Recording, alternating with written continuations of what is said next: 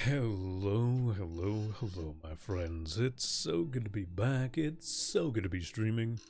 The tavern doors are open, so come on in, have a seat, have some meat, and relax. Hope you're all having fantastic days. It's Saturday evening, and it's time to tell a new tale. Join us alongside some new friends as we begin our adventures in Fabula Ultima. Welcome in, ladies and gentlemen. My name's Hippie. I'm your host, and welcome to the bridge. Ooh. What's up, ladies and gentlemen, folks? Right one? This is the right one. I did it the first time. I fucking nailed it. Killed it. 10 out of 10. Holy shit, you guys weren't nervous. You guys weren't even like, you guys don't even know how nervous I was about actually getting that right. Because I have my two scenes for my two separate RPG groups labeled incorrectly. My other one is labeled as Fabula Ultima, and this one is just labeled RPG. I forgot to fix that mistake earlier. Hey, we nailed it. We nailed it. And we are here. We're ready. We're ready to rock and roll. We're going to be joined by some wonderful new friends who will have introduced themselves here shortly, as well as the characters they're playing. But I am so very, very excited to be hopping into another brand new adventure in this amazing, amazing system known as Fabula Ultima, TTJRPG. So, without further ado, I'm going to go and say hello to everyone. Hello, hello, hello. Hello. It is good to see each and every one of you. Thank you so much for joining me on the maiden voyage for this fucking absolute shit show. For for those who don't know, Fujitech isn't working, so Fujitech models don't work. I absolutely forgot to make this scene before today, before about 2 hours ago. So I rapidly put together a OBS scene for this, and then I didn't even realize I fucking labeled my two RPG scenes wrong. This one is labeled as just my RPG scene. The other one for Lancer is labeled Fabula Ultima. That's That's really funny. So I was very, very concerned when I hit start, and I was questioning which one was the correct one. Luckily, I nailed it. 10 out of 10. We love it. We love it. Professional streamer. I've been doing this for at least 2 months, maybe less. Yeah, no, I hope you guys are all doing swell and dandy. Welcome in, each and every one of you. Yeah, I hope you guys are excited because I'm very excited to run this for you. I've been very much looking forward to doing this system. I have probably pestered each and every one of you far too much about getting this done and set and ready for you guys. But I don't know what you're talking about. This is the first time I've heard from you. What are we doing? What is this? Where am I? Never heard of this system. What is this? This is the nursing home. Yeah, just randomly have this character sheet. We totally didn't realize. Not prepared with our sheets at all. Right. Wait, was that man British? We let a British man in here. Just arrived. Yeah. So, as per usual with my RPG session, I am going to go ahead and go down the line here, and we're going to have each and every one of you introduce yourselves, who you are, if you do anything social media related or streamer related, and who you playing today. I don't need your entire life background, but you know, half decent introduction. We're just gonna skip over Argo now. Argo. Yeah, it's fine. What? Yeah, hey guys, I'm Argo, or aka Argonos. I don't have any social media, typically tend to keep to myself, but today I am playing Lusu, a human Dark Knight.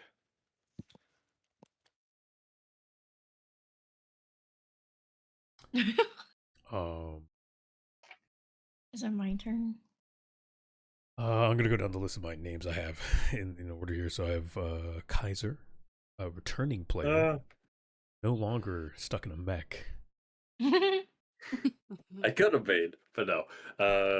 Yeah. Hi, I'm Sarcastic Kaiser. On hiatus from doing stuff still.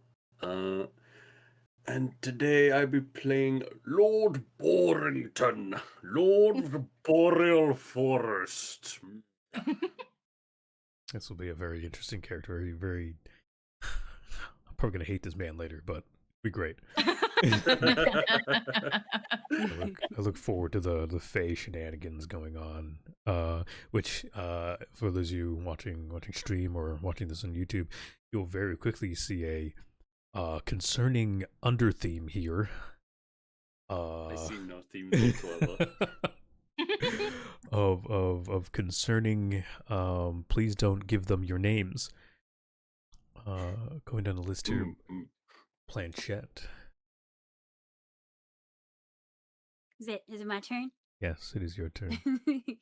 Hey everyone, I am Planchette Ghost. You can find me under that kind of everywhere. I have all the social media. Do I post on all of it? I don't think so. I think once in a while. But that's where I'm at. I am playing Proxia Apollon, and I have a really cool mech named Zeus. I definitely I definitely am not on the run. It's fine. Don't worry about it. I think that's what I've got for now.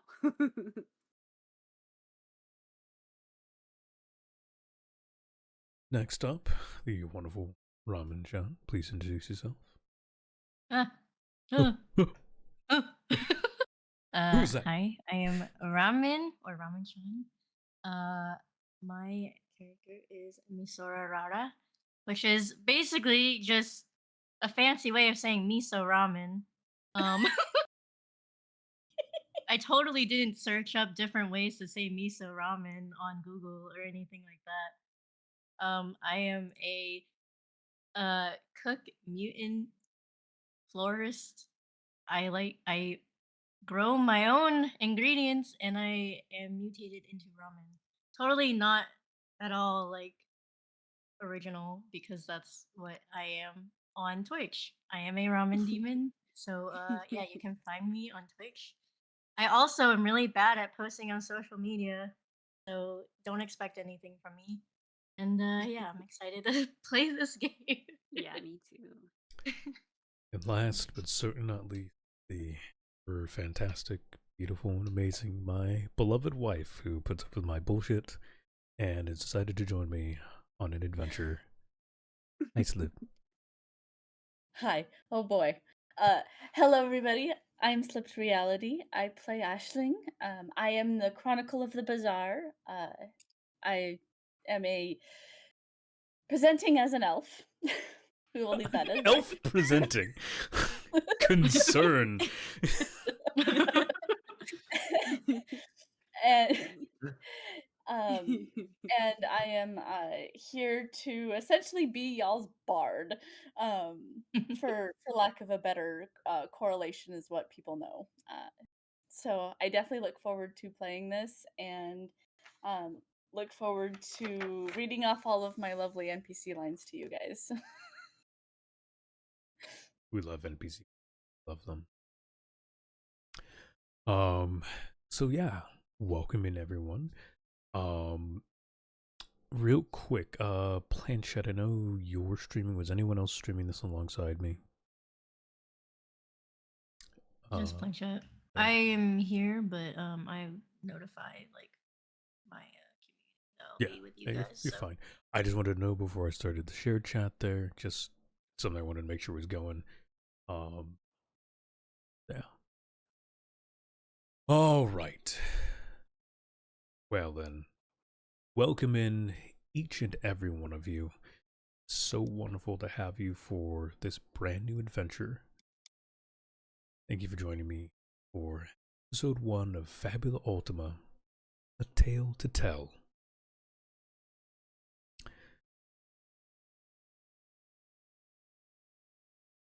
The world you find yourself in is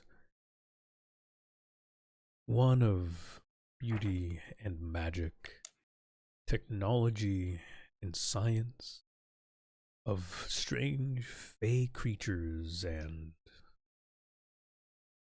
things of eldritch horror. But these are not concerns of yours today, nor yesterday, or the days to come. Find yourselves among the hustle and bustle in the Grand Bazaar, city Kota Sahat, Arahat. I can't even pronounce the whole names I made. I made those names.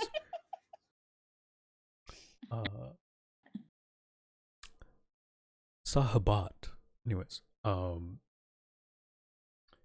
this is one of the main cities in the principalities of Jord Erda, a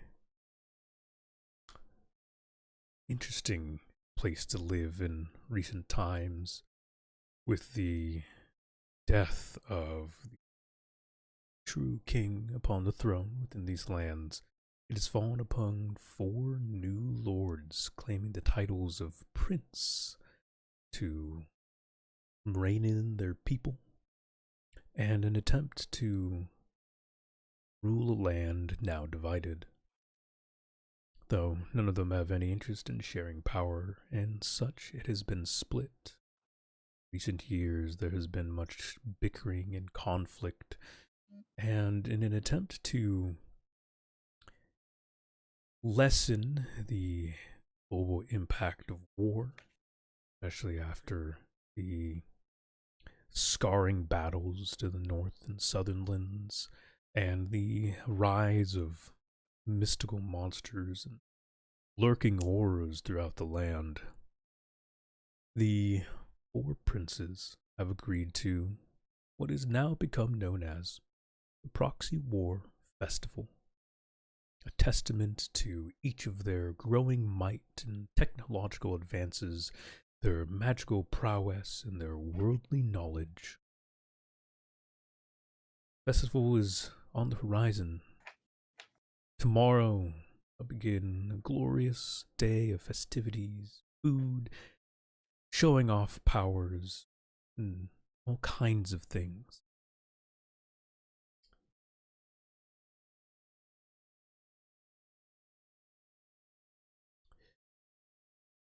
Ashling, you find yourself in the midst of a bustling, busy city street. The trade tents are just been risen for the morning's biddings and bickerings, barters and trading of coin.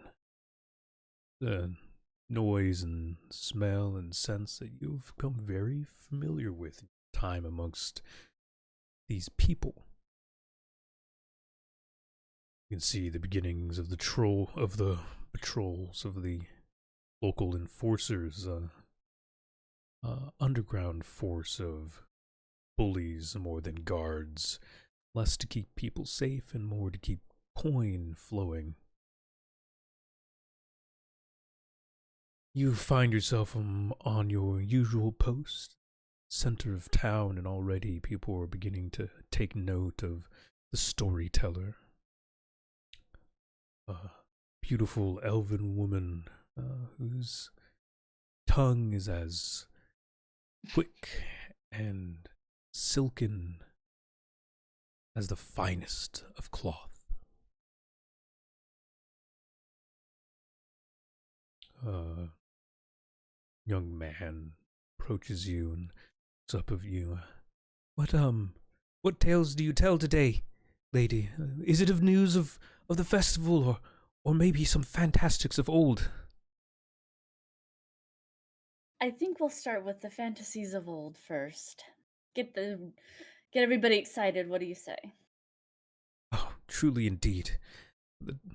Such heroic tales, and the way you tell them, it is like magic. I could almost see them. As you announce your plans for the morning, a crowd of people begin to gather around and form a fairly orderly crowd, which is odd for the bazaar. But people are interested in the tales you tell and the history that you keep so thoroughly memorized. Lord Borrington, though you are an oddity amongst man, your recent visitations to this location, they call it the Grand Bazaar, though it is posh and peasant-like at best, has been strangely dulled by the fact that Ashling, your elven companion, seems to be drawing the attention of so many youths with tales of old and mystery, things of a world that you know honestly very little about. Your two companions scurry relatively hastily about. Looks over to you. Lord, it's a bit early. Can we not rest a bit longer? Oh, I would love to do nothing but do such a thing, but alas, someone has to keep an eye on the. What does he call herself? An elf. Yes, yes. The other cat-like creature, its noble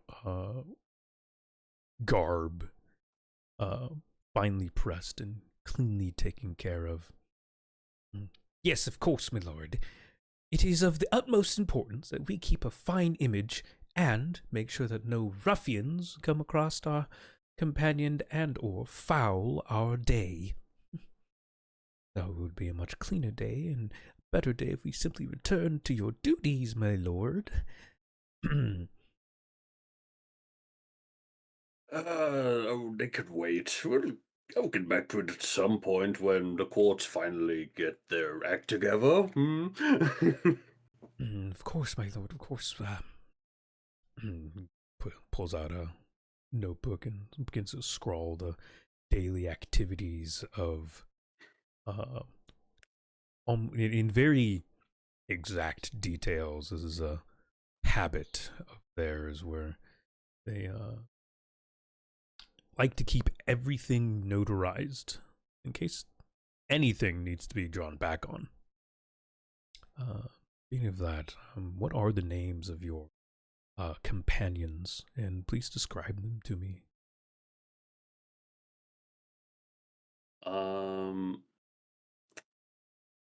Well, the cat one is well, they're both bipedal for start. The cat one is ignoring the outfit because I don't really have something in mind specifically for it. It's a very fine black-furred cat-like creature. Basically, think a palico. I know, I'm very original. Don't worry. I don't know what you're talking about. Goes by the name of Horus, and the canine-ed bipedal creature, which is very mossy looking. It honestly looks like it is just a sentient pile of moss if you were to just look at it, half glance at it. And their name is Farnir. I did actually put both the names in my bio, but yeah. How do I spell the DM not dog's doing name? his job. Farnir. Farnir. Farnir is kind of he's taking a seat in chairs, the bench to the what the people around call a cafe that you found yourself seated at. His feet barely dangle off the chair as he kind of waves them back and forth. He looks very relaxed. You're unsure if it's his relative planty biology or if it's just his absolute guaranteed to laziness, but he looks like he's simply sunbathing, almost photosynthesizing in the morning.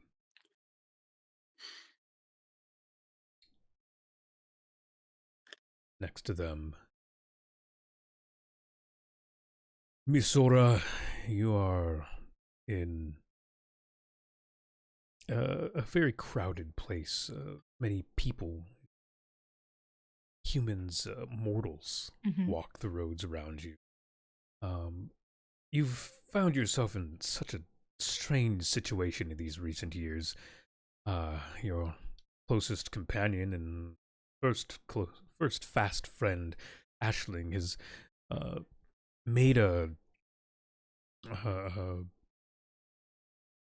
essentially formed almost a fan club of the people of the bazaar with her tales and her stories, boasting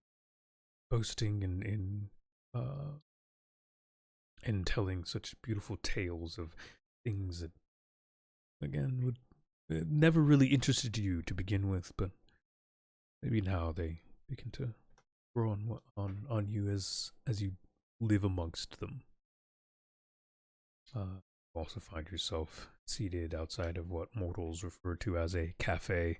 Lord Borrington, the strange boar-headed man who has been accompanying you and your friend, is having a light conversation with his two even smaller, stranger, fairy-like companions. One a small, noble cat who is very much a stickler for the rules. The other, essentially a walking bush that calls itself a dog. Sorry. What are you up to? What are you doing? I am hopefully avoiding to not accidentally mistake Lord Borrington's dog as a ingredient in cooking for them because he keeps winding up by my garden and I keep accidentally picking him up. But I constantly make food for them when they are hungry and I'm excited to travel with them, but keeping a close eye on Lord Borrington because he's very strange. And even though I'm a mutant, I don't trust him yet. It's fair. From what you understand, the strange lands he comes from are far distant and nigh unreachable for anyone outside of his own people.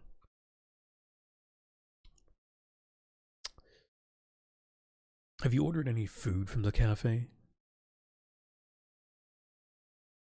I have not. I am drawn to the smells, but I have not picked a food that I would like to order from the cafe yet. Okay. Next to them, pronounced Lusu? Sir? All right. You watch over the group, whether at a distance or not, it is up to you, but your, sudden contact with these people was not necessarily one that you sought, but it was one that was potentially needed with your lack of knowledge of the area and uh, a lot of things due to your missing memories. You found it best to accompany these strange beings, and though you do not know yourself, you do know the blade, and if you could protect even one or two whimsical souls, maybe it might just bring back the memory you lost some time ago. Streets are filled with people hustling and bustling about, trading coin for food and gear, magic, potions. Anything can be found in the streets of the bazaar. most magic of blades, or the most mundane of people. And yet you found yourself amongst some of the most unique. What are you doing? As it stands, I am particularly, I'm not necessarily close to everybody, but I am not far, kind of studying everybody's faces and seeing what they're all going through. Um, Still trying to rack my brain as to why this place feels familiar. I assume I've been here before, but can't quite put my finger on why.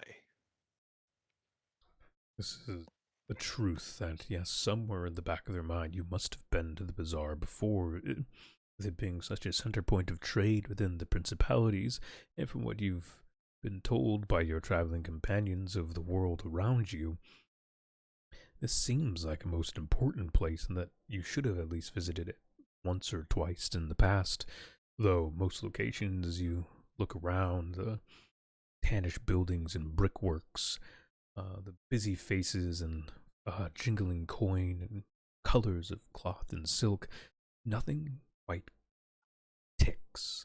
It's all still a mystery. It's all locked away in the back of your.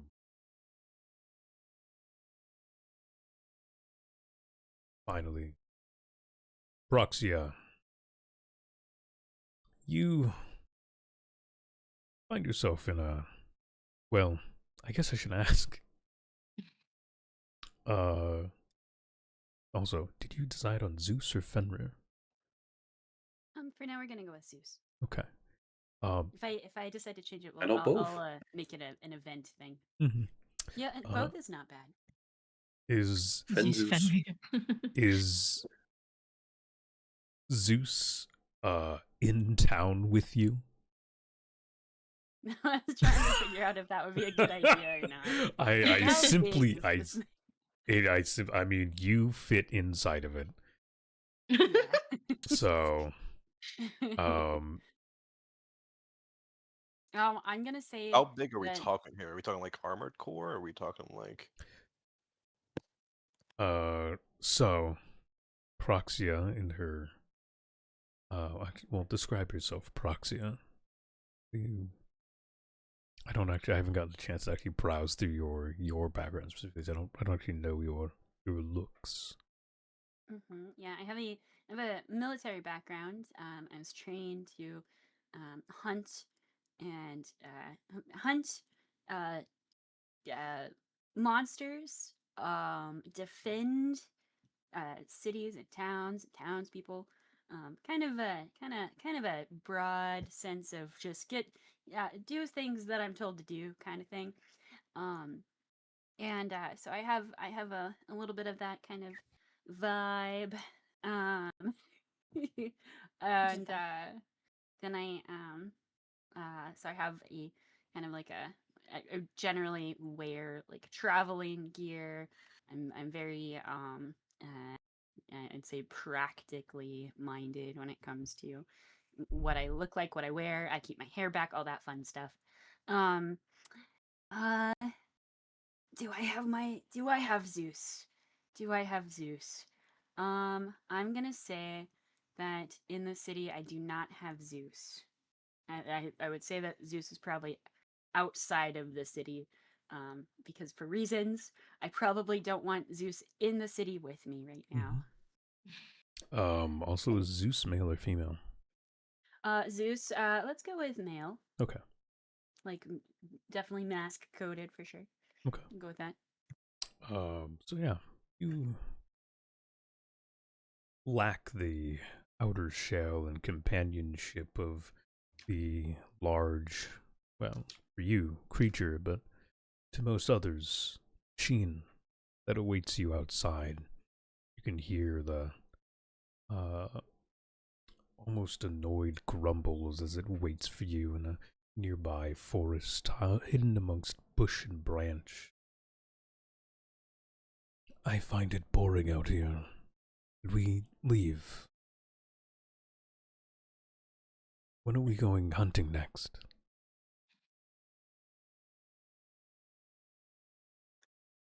Zeus practically whispers into your mind. Your connection, your bond is close. Soon. We can leave soon. Probably soon. Yeah. I want food. I also want food. Yeah, yeah. We'll both get some food. I'll bring back snacks as well. I'll bring you a treat. I would like this.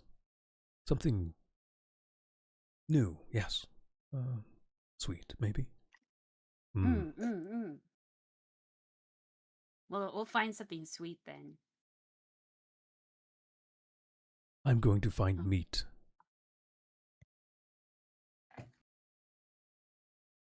Though it long has passed since Zeus has required actual food.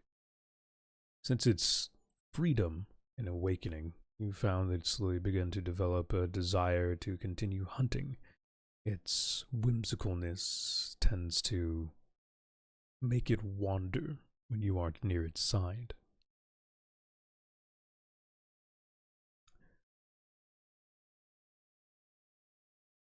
Five of you find yourselves in the midst of a busy city. You sitting about, relaxing, taking in the sights, doing what each of you wishes to do in your free time. Before long, in the midst of one of your tales, Ashling, you hear a bustle of the crowd beginning to part. You hear whispers of a carriage coming by. Royalty? Maybe. Someone important's coming. Someone who's a letter. There's a letter for somebody, a missive. It's for you. Someone comes running up. Ashling, a royal carriage comes for you. For me? As you say that, listening, white, fanciful carriage pulled by Magitech steeds pulls through the center of the bazaar. Its wheels clacking on the fine cobblestone streets.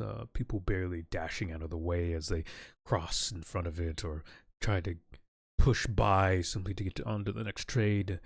Though it is a fanciful and unique thing, it is not something to stop someone's day, and even the slightest hesitation could miss out on the most glorious of things. Sitting upon the coach seat is a knight in royal armor, or not one you've seen in the bazaar, that is for sure, but in your wanderings, you would know this is a knight from the magic city of Osterhelm. What they're doing here and why they've sent a missive to you is a mystery. As it pulls up alongside the crowd of young adults and children that had gathered, scatters, giggling or running off to go about the rest of their day, having spent maybe a little too much time listening to your tales. The side of the carriage opens up and out steps a thickly armored knight, a coloring of dark purples and linings of silvers and shimmering black steel adorn his chest and shoulders. Heavy plate. Some sort of officer, as you can tell by the insignia, but you've never learned truly the importance of mortal militaries and official forms. Steps out with a loud clank and thud as the armor carries much weight.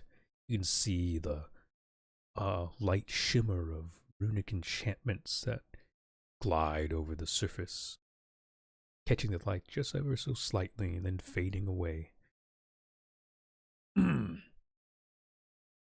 Ashling, storyteller of the bazaar, I presume. I'll jump down from my perch and kind of greet with a over embellished flourish. "'Tis I, Sir Knight. How may I help you?" I have a missive for you. It comes from my lady. That's right. It opens up. I come prepared. He says sometimes. It's written somewhere. It is. Lady Hamza Flark wishes for you to accompany her in the festival of the proxy war. I have an official notation and invitation for you and any guests you wish to bring along, as long as they are behaved. As he says Lord that, Barrington burying his face in a pile of pancakes.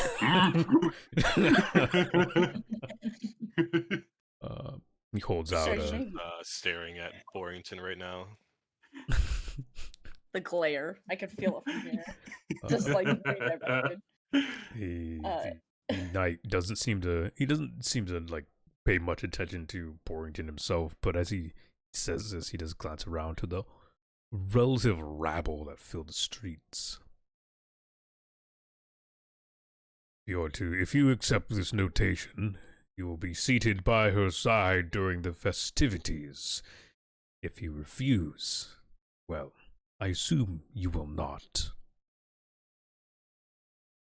And I assume that within this missive it explains why I am being called? I can only presume what the lady wishes and what she has written for you. I do not delve into her private matters. Fair enough. All stories are meant to be their own. If I may, please. He practically shoves it into your hand. And as I start to kind of slightly open it, I'm like, and I had heard that the knights were much kinder than this. And then In times of peace, there is kindness. He turns and walks towards the carriage and steps inside, pulls away. The rest of you guys all noticed this. It was very blatant. Ashling, as you open the parchment that now rests in your hand, the seal of Osterhelm breaks in its waxiness and opens up. You can see the magical text pre-scrawled here. Its enchantments definitely seem to be one of befuddlement for those not meant to stare at the papers. It simply reads as, yes, truly an invitation from Lady Amza herself. She has heard tales and rumors of, well, your tales and rumors, and finds interest in having someone of such knowledge stand beside her as she presents her newfound magics and knowledge at the festival tomorrow. Wishes to have you seated nearby with a front row seat so that you may preach the glories of her achievements in the future.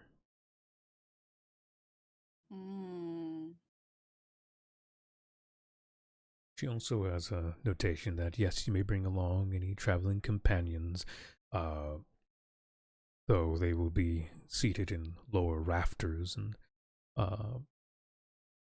not given quite the regal treatment as you. They will be provided food and comfort as norm.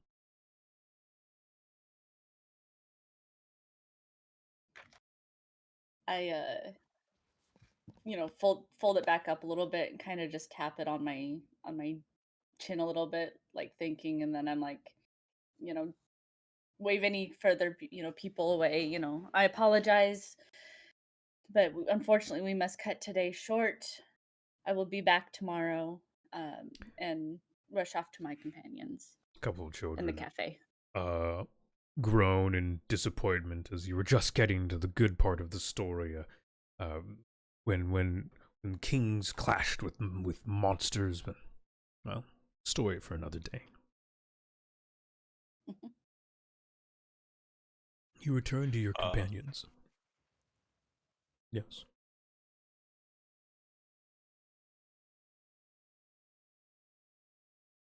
Lucy will perk his head up at her. Ashling, what was that? I think this is for all of us to discuss. Come, come. Let's all sit and enjoy some food while we talk. I believe Borrington is already enjoying his food. Yes. Yes, quiet, quiet. So you just pull a napkin and very politely tap some of the food off of his face. How many plates of breakfast have you ordered, Lord Borrington? uh, Depends. How much can they pile up? Well, how many plates of breakfast have you ordered, Lord Borrington? You ever seen a mukbang before? That's looking real good. I think I'm gonna have what you're having. Maybe not as much of that, but I think I'm gonna have some of that too. Help yourself. I mostly just got it just to try everything on the menu. I was gonna say, would Yeah, it be fair, appropriate to fair. say he has purchased everything on the menu? Don't feed into his shenanigans, please. I had wanted food, but I guess I can wait. I'm right But we here. Do you have food for me? You know I would always cook food for you. That's fair, thank you. You just take over the cafe's oven and then cook food for us. That would be amazing. You know I don't like to ask, but thank you. Um, Either way, I still sit and I kind of gather everybody around and explain what the missive had stated. Um, and I have concerns as this I've never received something like this before. But what do you guys think? I think it's a really interesting opportunity, though I am concerned why they would be singling you out specifically. Do they want some of your historical knowledge or something? I feel Mm, like I feel like it's kind of a strange situation. yes and no. Um, Oisin before me, and now me, we gather people's stories. These are the stories that you hear.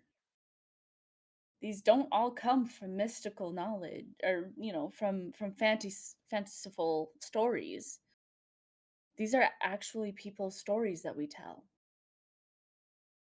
And she had heard that that's what I'm telling.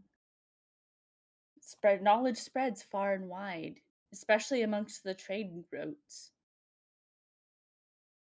I'm assuming she wants her story to be told. See, I see. That makes a lot of sense, actually.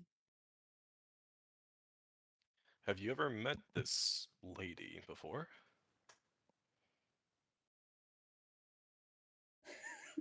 I really want to come back with some sass. My my dear, look at my surroundings. No, I have not. I Kind of felt just it. like waving to I the felt fact it that we are not. Yeah. necessary to ask, considering the conditions on which she has summoned us. But okay, continue on. No. I You have heard me say it before, and I end with every session with my belief. Every story does need to be told. My concern is what is going to be so prevalent here in this festival that I am being asked to observe to tell the story of later.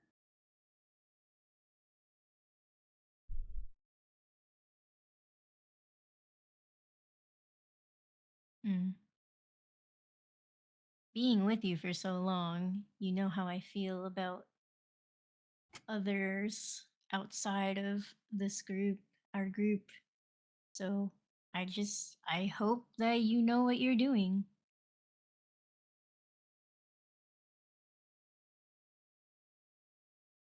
I trust whatever decision you decide to make. Definitely more than I trust Borrington, but I do trust you. It's a good opportunity, this. They don't know who they passed up. And I'm just saying, you'd make an excellent decoy in the off chance things do go badly. We'll be around at least, so nothing bad will happen to you, I'm sure. Borrington. Decoy. Maybe I will eat your dog. Oh, wait, what? Is it breakfast? I just Remember, like. we.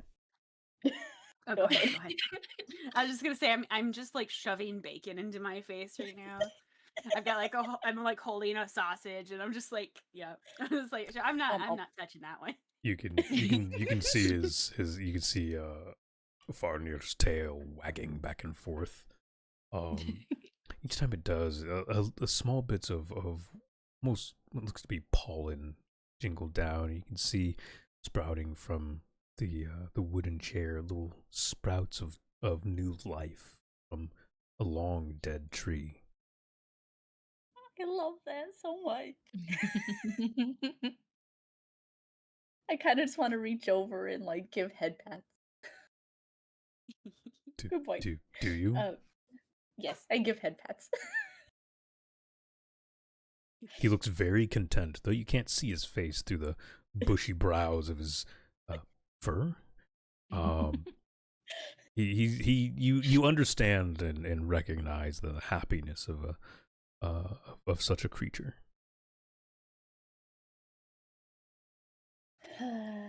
Happy sighs and then I look back at the missive again and kind of just tap my fingers.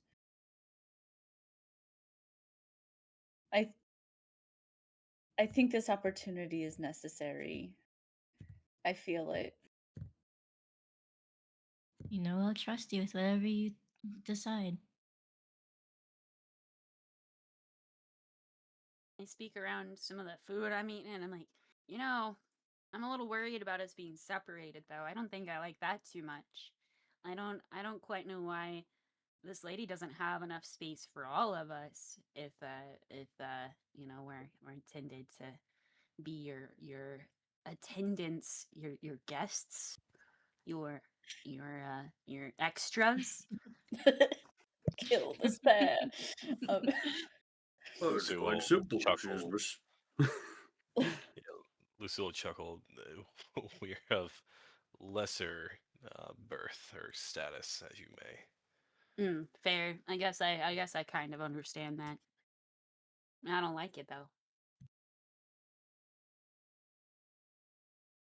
Does how Zeus about? count? Oh, go ahead. Sorry, does Zeus count as one of your companions? Absolutely. Okay. I'm fine with that then. I would say this without hesitation. No, how about as a middle ground, we see if I can get Lusu as a personal guard. I would prefer that. Yeah, if I you would are hope okay so. with that. I Lusu, too yeah. would prefer that. I'm sorry, Yeah. Planchet, I love you.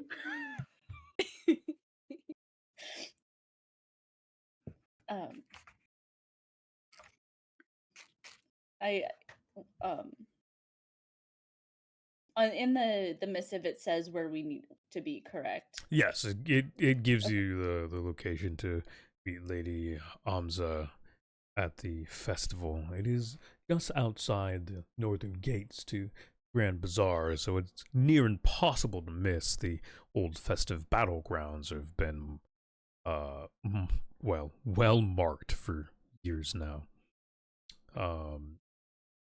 last year's demonstration scorched a decent part of the nearby plains, and even off in the distance, you can still see the pockmark in the mountainside caused by new magics that Lady Amza found and focused. So the contraption used to conduct such an event, unfortunately, erupted. Hmm.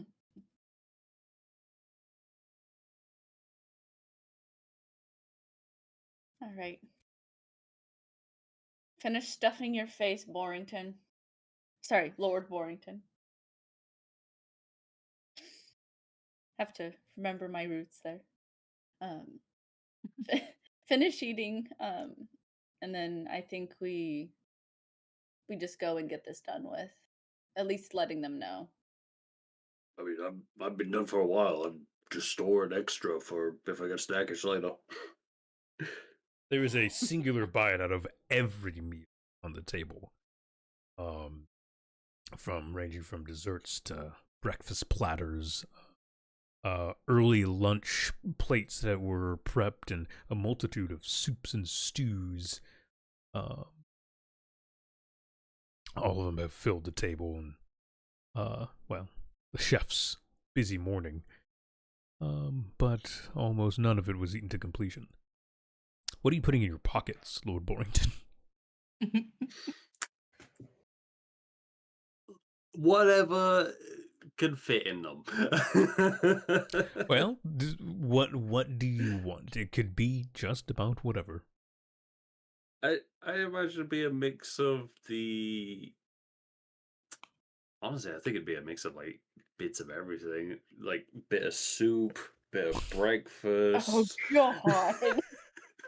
Some Your lunch soup in there, you sloshing know. in your pocket.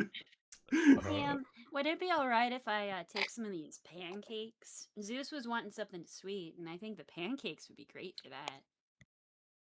Oh, yes, go ahead. That'd be too I awkward said, to try and stash away anyhow. Oh, thank you, thank I you. I'll s- let Zeus know that you gave him the pancakes. yes, the pancakes is what would be awkward. He Of says this course. as Horace, following orders, dumps a bowl of soup into his bag. I stare at them in horror.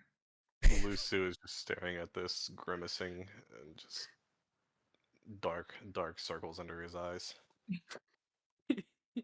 Not only soup, but a couple of breakfast biscuits go in. A multitude of different egg variants and breads get dumped in. Sora is about to have a heart attack. The delicious blueberry lemon it's like some sort of soft cakey bread that you indulged in The scone. also gets dumped in. No. Yes. It's not everything you wanted, my lord. Or am I to lug around more of this food? That'll be all for now. Horace. I wouldn't even call it food anymore. Horace looks at you. Yes, Miss Ashling. And I'm just sitting there with like my face half covered, and I'm like, wasn't your notebook in there? Why, of course it is. He slings the bag onto his back and shuffles it onto his shoulders.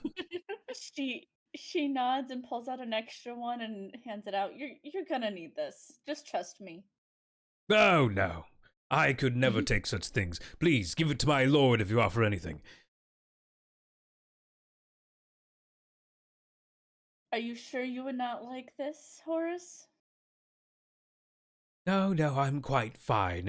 Any gifts to me again should be handed to the lord instead, as it is his proper place and take to accept such gifts. Lucy will lean in. Do we know if he feeds them? I don't know. I don't know. We need to eat. That's the real question. Do you need to eat? Who knows? Farnir definitely takes. Do we do it anyway? Right. Yes. Farnir definitely takes one of the leftover breakfast biscuits and begins to munch on it, getting crumbs all over his armor.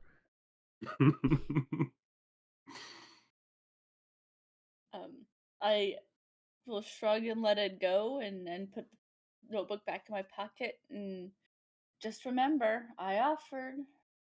You're right. Oh, you're right. I need to note that. Reaches back into his bag. His arm digs in, pulls out a perfectly clean, pristine notepad. Son of a bitch. His little furry beaned finger snaps and a little quill pops into his hand. And he notates down that you offered him a gift and refused to give it to Lord Borrington, marking the date and near exact time. Tucks it back into his bag. Lord, is there a time in which you wish for me to dish out these meals to you, or is it simply going to be you rummaging in my bag again? Though it is your right to do so, my lord.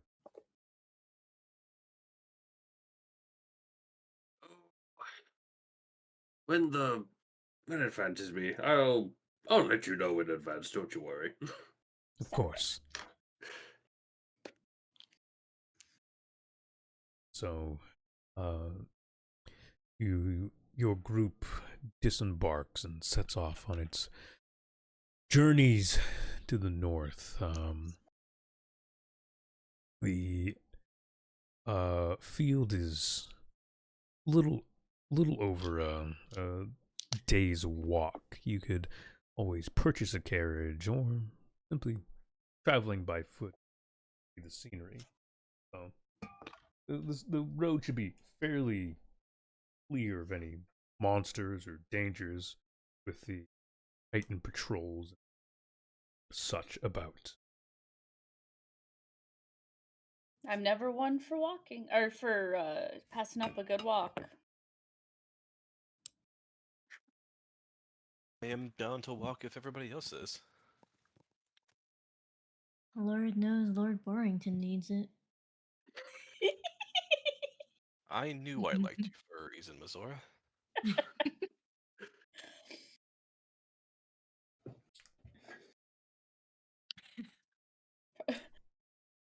So you journey, stepping out of the bustling streets of the city and walking by the guards who wave to you, Ashling, as you enforcers very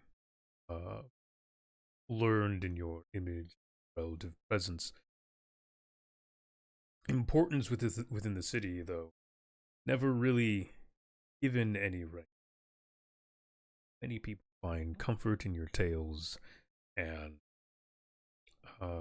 even seek information through you, through these long held stories keep within. Before we get too far, Mm-hmm. As we pass the gate, I snap and I turn around and I go to one of the guards, and I'm like, "Wait, I'm so sorry. Can you make sure that they are aware that I will not be back tomorrow? I need to make sure that there's no one there waiting for my stories." The enforcer looks at you. Very. They. There is no uniform among the guards here. It's mishmash of plating and chain mail clanking around as he grunts and he doesn't look up at you initially. Yeah. He just glances. Yes, of course, yes. I will notate the other enforcers and the bazaar members that Ashling will not be telling stories tomorrow. Thank you, kind sir. And be nice. Remember, nice helps everybody. And I turn around and I walk away. He looks to the other guard, and the other guard kind of shrugs. Or darts her eyes. Gives them a death glare before turning off. And what's really happening is I have scary dog privilege. The line leading into the bazaar is as long as it ever is. constantly wanting to get in to trade goods, buy things, or find new mysteries, or or delve into the darker chambers of the city. You wander off not too far in, uh, as you do so, off in the distance, the glint of metal catches your eyes. 1, 2, 4, 12, 20 tips of spears over the horizon. Beyond them, you begin to see the far distance, the quick constructions of the uh, uh, proxy war festival buildings and tents and things. Seems someone important is wandering the road as well. A royal guard in tones of silver, embroiders of bronzish gold, uh, marches down the road. In the midst, uh, well, a lordy looking man, young but not that young, probably in his late 20s, um, journeys down the road. He bashfully gloating about the glories of being prince of forming the great alliance, and once again allowing the the proxy war to take its place within uh, the time held honors of the principality.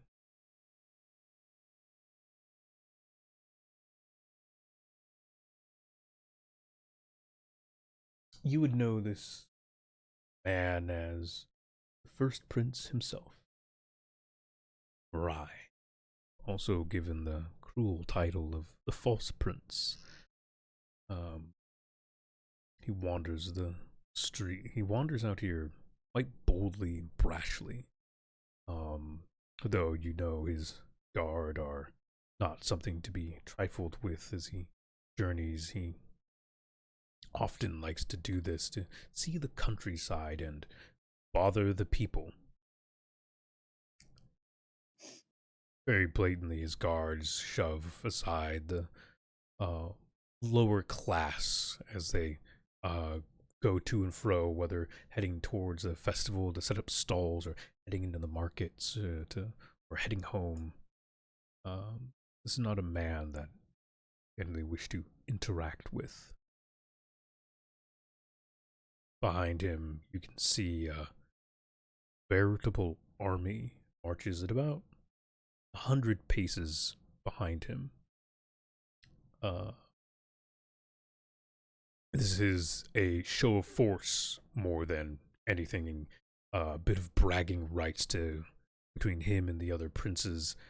Each one of these knights in full uh, augmented armaments, mixture of spears and swords, Magitech rifles of the newest designs, and beyond that, something even stranger, a large, hulking creature, the size of an ogre, uh, marches alongside it. You recognize these as well. Golem, Magitech Golem. This one built larger and more fierce than others. Its runes and magical core glisten with the light of many colors of runic enchantments that animate its body and give it false life. Marches among the ranks of the other soldiers, its massive artillery cannon upon its shoulder, a show of, well, almost a threat to those who dare oppose him. As you draw near, a couple of the guards, see them rest their hands on blades as you walk the streets. What do you all do?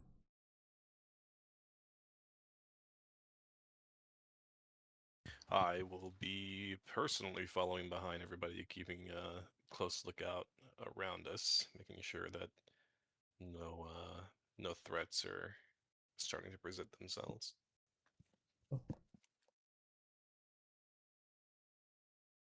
I use my link to Zeus, and I'm like, don't be suspicious. Don't be suspicious. Don't be suspicious. Just like both I say it, and I'm like, I'm also sending like the mental vibe of, don't be suspicious. Mm-hmm. Giant mech in the, Yeah. it's fine. Do not worry. I am hidden amongst the brush. Sure, it'd be even hard for you to find me out here. I'd like to imagine it's just ripped up a bush, just holding it in front of him. It's like, As a I base, trust. as a basic description, from what I was given, this thing is essentially Liger Zero from Zoids. Yeah. It is not a small thing. It's a chonky boy. It is a large cat or lion-like mech. So That will get plenty of head pats later.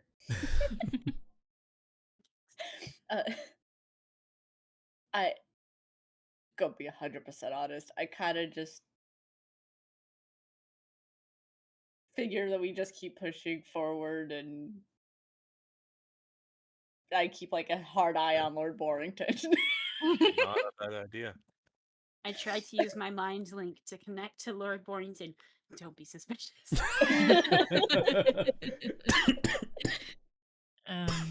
Misora. someone is trying to communicate with me.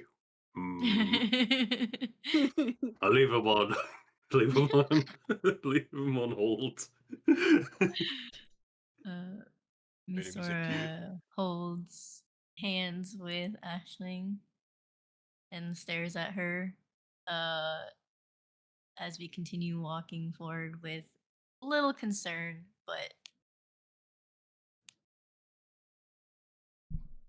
I squeeze your hand and give you a little nod. It's gonna be okay, and just continue forward. As you march forward, knights bark out an order. Make way for the first prince! Stand aside, rivalry! We're not even in their way. You're not. This is a wide road. You're not in their way, but they are barking orders to anyone to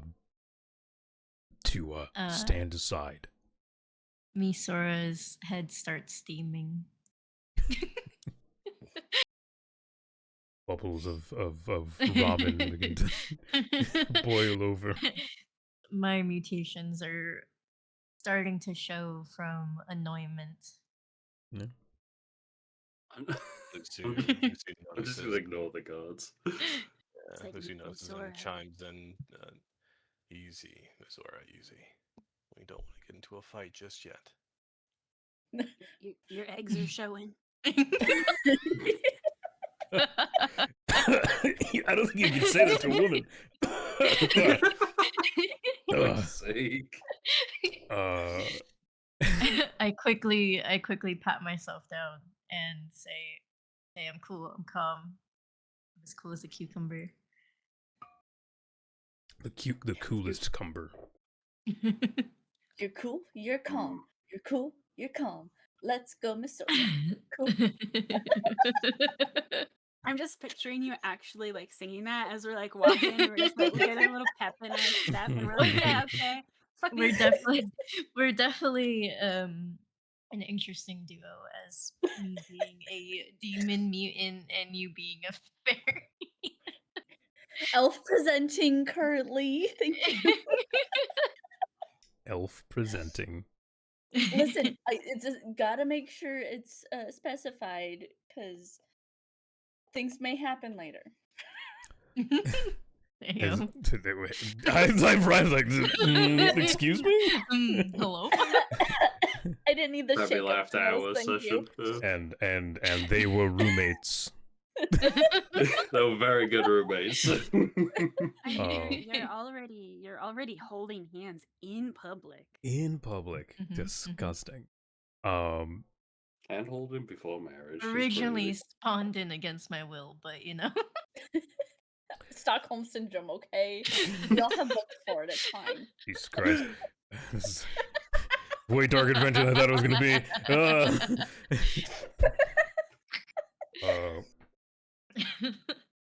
So yeah,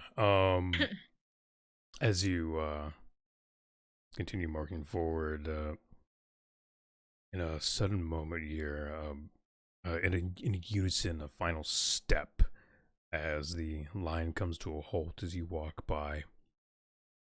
My. Who might that be?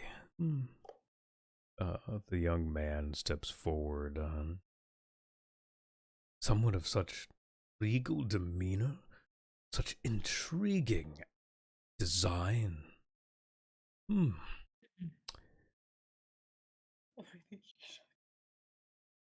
Uh, Who is Sorry. he talking to? Mirai steps past his honor Yeah, the guard and princess. Yeah. walks forward, initially staring at each and every one of you before his eyes land steadily on Lord Borrington. I knew it. God damn it. Good sir, you are a specimen I have not seen. You are not truly beast man, no, you are something greater. And your regality and air of nobility that radiates from you like so many flowers. Tell me, sir. Sora scoffs and gags. I let out a groan. Don't fuel his ego, please. The man darts to you, his eyes like knives at the slightest noise. Don't believe I was speaking to you, was I? Watch it. He turns back to Lord Borrington. Sorry, My name is Murai. I am first prince of these lands, and I don't believe I've gotten to know such nobility as yourself, sir. At least that is how you carry oneself. And to be surrounded by such interesting serfs as well. Is I just fucking kind of, excuse just kind of look him over, look over to the group of guards, and go. Suppose I'll let anyone prance around as nobility around here, but you fit the part. Good job. He smiles with a note of irritation. It seems you are new around here. Yes, I am what one would be considered the highest nobility within the principalities. I sit on the seat of first prince in these lands, if you have not heard. It is my Someone better hold decrees. me back. It is my decrees that lead people to such glorious prosperities. Just making sure, is this the prince I'm thinking of, or is it Yes. different? Okay. This is the man you think of, the man who, well, your past is filled with images of that you simply cannot draw upon. I hold on to Miss Hora's arm and I kind of like very softly am humming and my hands like start turning cool, like cold. Like As I am holding back from steaming. yeah. The prince doesn't, though he doesn't give much attentiveness, you do notice his hand shift to the blade at his hip, and ever so slightly you see his footing shift to one that can carry more weight into a quick and decisive strike. Miss Sora grabs her pan. No, we are not here to fight. As quickly as his demeanor shifted to one of threats and thoughts of slaughter, he smiles, brightly, shiningly. Truly you keep such interesting company. What was your name? Looks to you, Lord Borrington. It is quite simply Lord Borrington. I'm sure you'll get to know it very well. Ah, you're not wrong. You see, I was looking for some nobles to fill my tents as we bicker and talk entertainment. I think you might just fit the requirements for interesting conversation. He pulls out a parchment from uh, a small satchel on his hip and hands it to you. Consider this a personal invitation. Join me at my tent when the festivities begin. I'd like to talk to you more about whatever lands you come from and potentially what things we might be able to partake in together. Now, Lucy can't help but stare during all of this. yes, the man is familiar. He feels familiar. Feels like you should know him. Like something burns inside and screams that it's wrong. This isn't right. This isn't, there's something here. As you stare at him, as your eyes burn holes, you can see his eyes like snakes dart towards you, glancing at you. A very cruel smile stretches across his face for just an instant. Misora nudges you. And then it's gone. Happy, lying, conniving man, placed by, once again, the first prince. Noble, who, though haughty and grand, is aloof, untrained to the normal eye. Well then, I will continue my patrol of these lands. It is through no simple task that the festival is kept safe by me and my knights. Hey, quick question. Hmm? Did he give Lord Borrington his whole name? No. Okay. I'm just writing things down. No, but you would know him as a storyteller, somebody who spent Mhm. many a years around. This is the first prince, Marai, given the title of false prince. This man is the first and only person to come forward and declare themselves a true heir to the unfortunately dead king. True error, got it. Yeah, he claims himself to be owner of the throne, and though the other princes would debate otherwise and have fought him tooth and nail to him claiming the title, he is the closest to claiming the crown, being named true king of Jord Urda.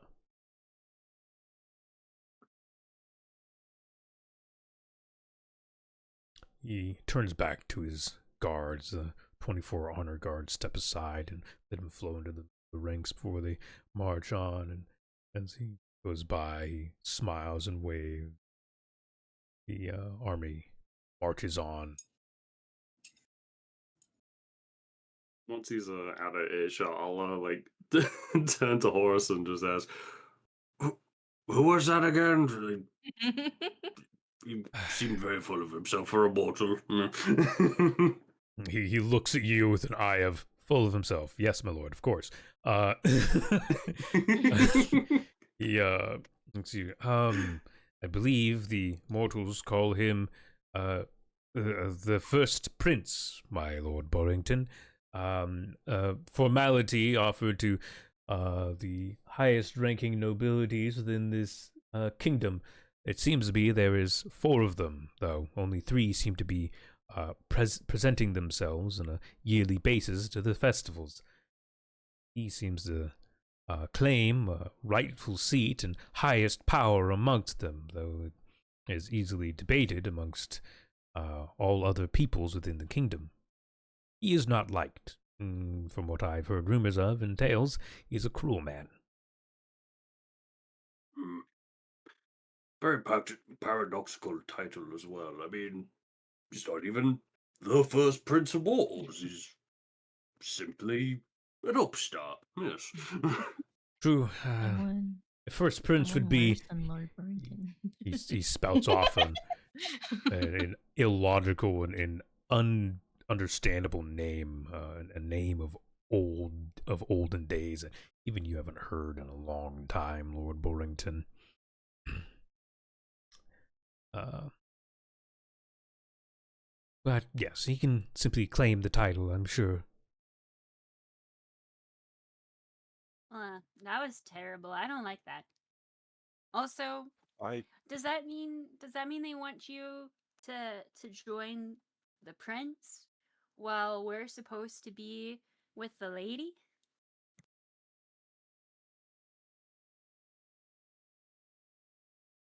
I believe this is one of those political games that you mortals tend to get into all the time. Yes. Yes, because we have any room to talk. I don't like getting split up very much. I still standing there with my pan in hand, unable to really speak yet. You all see Lusu really confused, and he kind of speaks up. I have a really bad feeling about him. I don't know why. I think it's because he sucks. I think it's because he's a stinky poo poo head. So true. Yeah. So true. You may be correct, Proxy. I don't know. I kind of take a look at Lusu and nod, and that's why we listen to those feelings. Lord Borrington, I would not recommend taking that invitation. I will use my pan on you if you do. That's a tough one. I know he's got a pretty bad reputation in general, so I feel like this could be one of those tricky situations of what does he do if he doesn't show up? Um, I don't know. There's definitely a rumor mill for sure. I believe splitting up is the worst decision here. I don't We're like the idea of not being able to protect you if something would happen, Borrington, as insufferable as you are. Oh, poppycock, I can defend myself, no problem.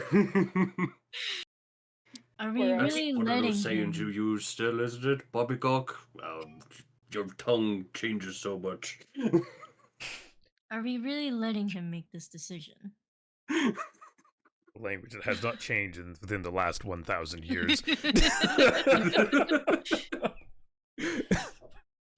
I mean, you guys let me make the decision for mine. Yes, but that's I you and that's him. You're not wrong. That Fair said, enough. we are already going to be split up enough as it is, even if it's going to be in just as small as a couple of sections. The idea of him possibly being all the way across to in a different camp, I don't like it. Yeah, sections are much less than Mario camps away. I can easily get to you in a separate section. I can't easily get to you in a separate camp.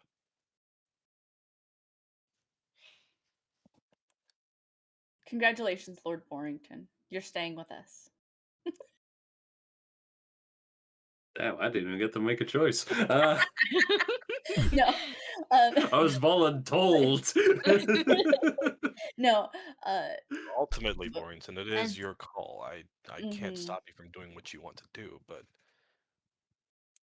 just even I think you should stay with us, and that's saying I something. listen. It has to be his decision. He was the one who was invited, but If he just well, let's hear what his decision is first. What do you want to do, Lord Borrington? As dreadfully dull as this entire debacle will end up being, I will probably go anyhow, for a simple reason. I don't like how that night from that other city smelt. Mm. He's the stinky one. I agree, Lutu my lord. grasps- He smelt of meanness. Lutu grasps his And a wicked magic the about bridge him, of his yes. nose. I Yeah. can't right now. Okay. Well.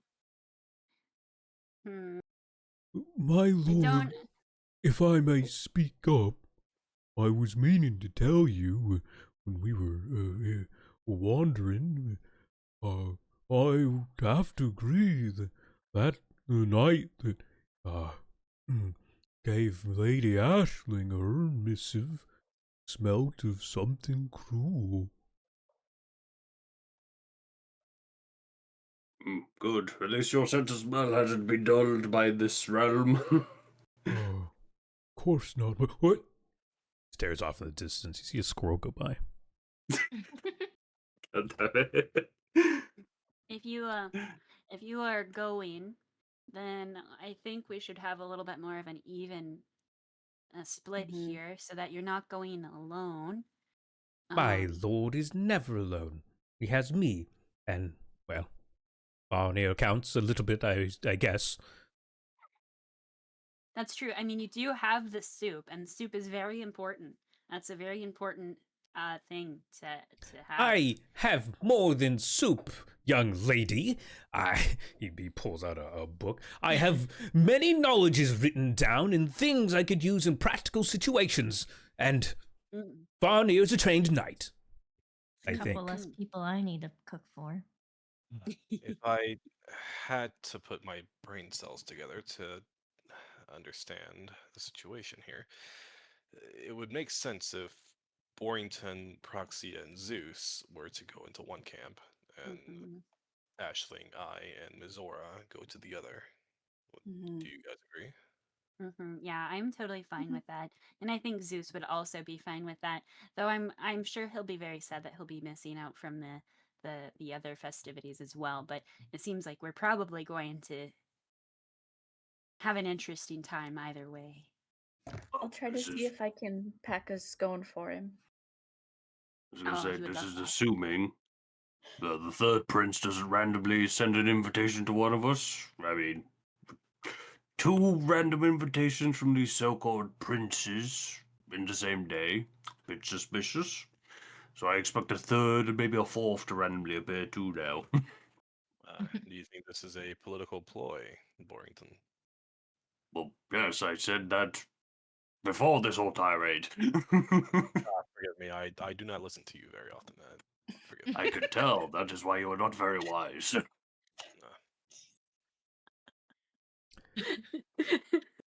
Okay. Mitsura raises her I'm- pan.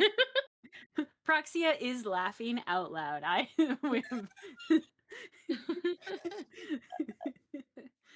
Dios. I'm just rubbing my face. Mitsura yanks on Ashling's arm. Can we go now? I think it's smart that we continue on, yes. And so you do. The rest of the journey isn't long or hard. And again, the roads seem to be quite well patrolled.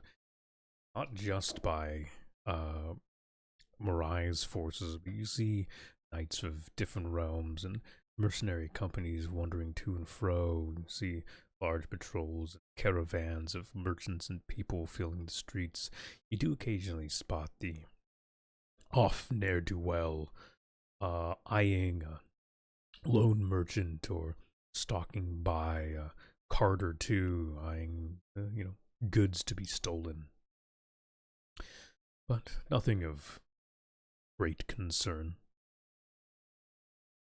Finally, you find yourselves amongst the festive tents and quick-built structures of the festival of the proxy war. This should be quite a fantastic show. There's been rumors of new machines coming from Inares glorious combat tactics having been invented by the night schools of Kavaltas, and of course, Wilhelm always brings fanciful new knowledge of the world beyond and magics not yet discovered. The main event of this year will be the Knight's Joust, though the title of Joust has been long since adjusted. This is a one-on-one fight and test of prowess amongst mercenaries, adventurers, soldiers from all across the land, coming to prove their worth and maybe find a sponsor or someone to hire them, or to show off the newest technology from across the world, or very commonly hired by one of the princes to show off something that they invented or had built themselves.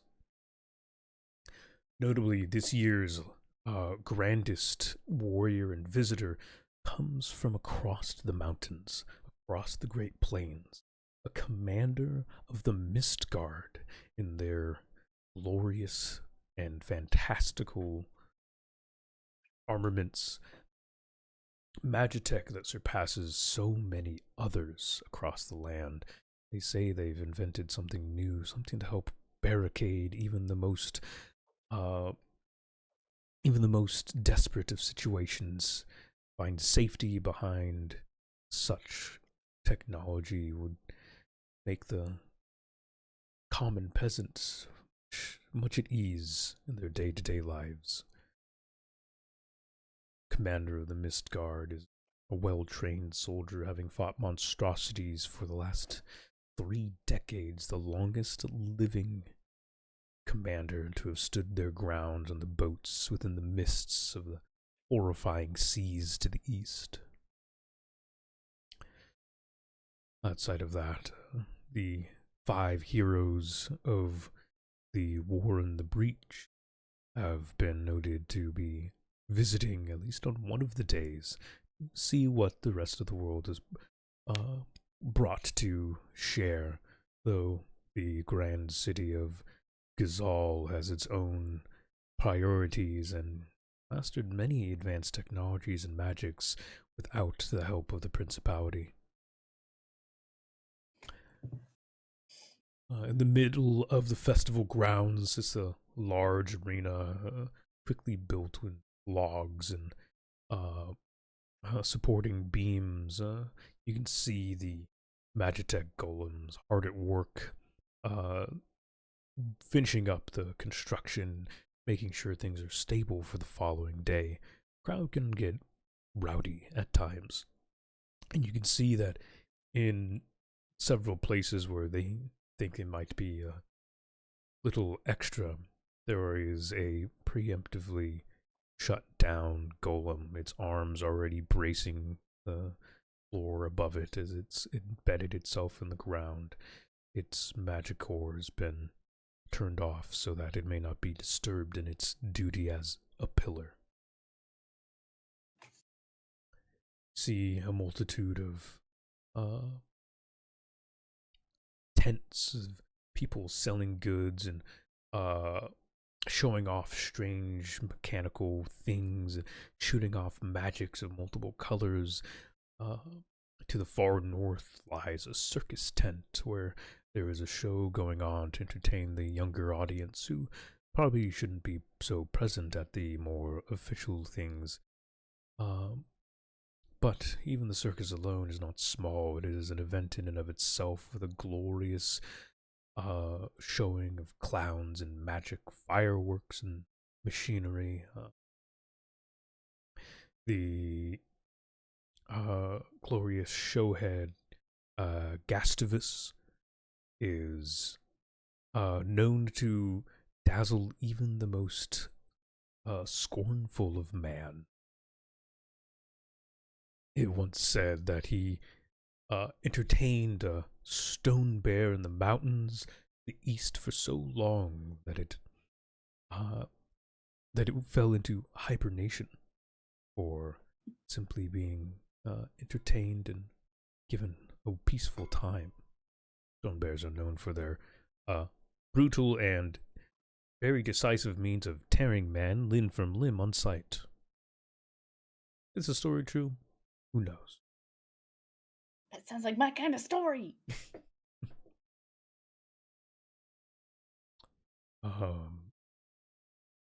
The five of you are welcome to explore the festival. It is a little later into the evening, so it may be best to find lodging and such, or maybe even visit the princes who have so warmly welcomed you into their retinue this event.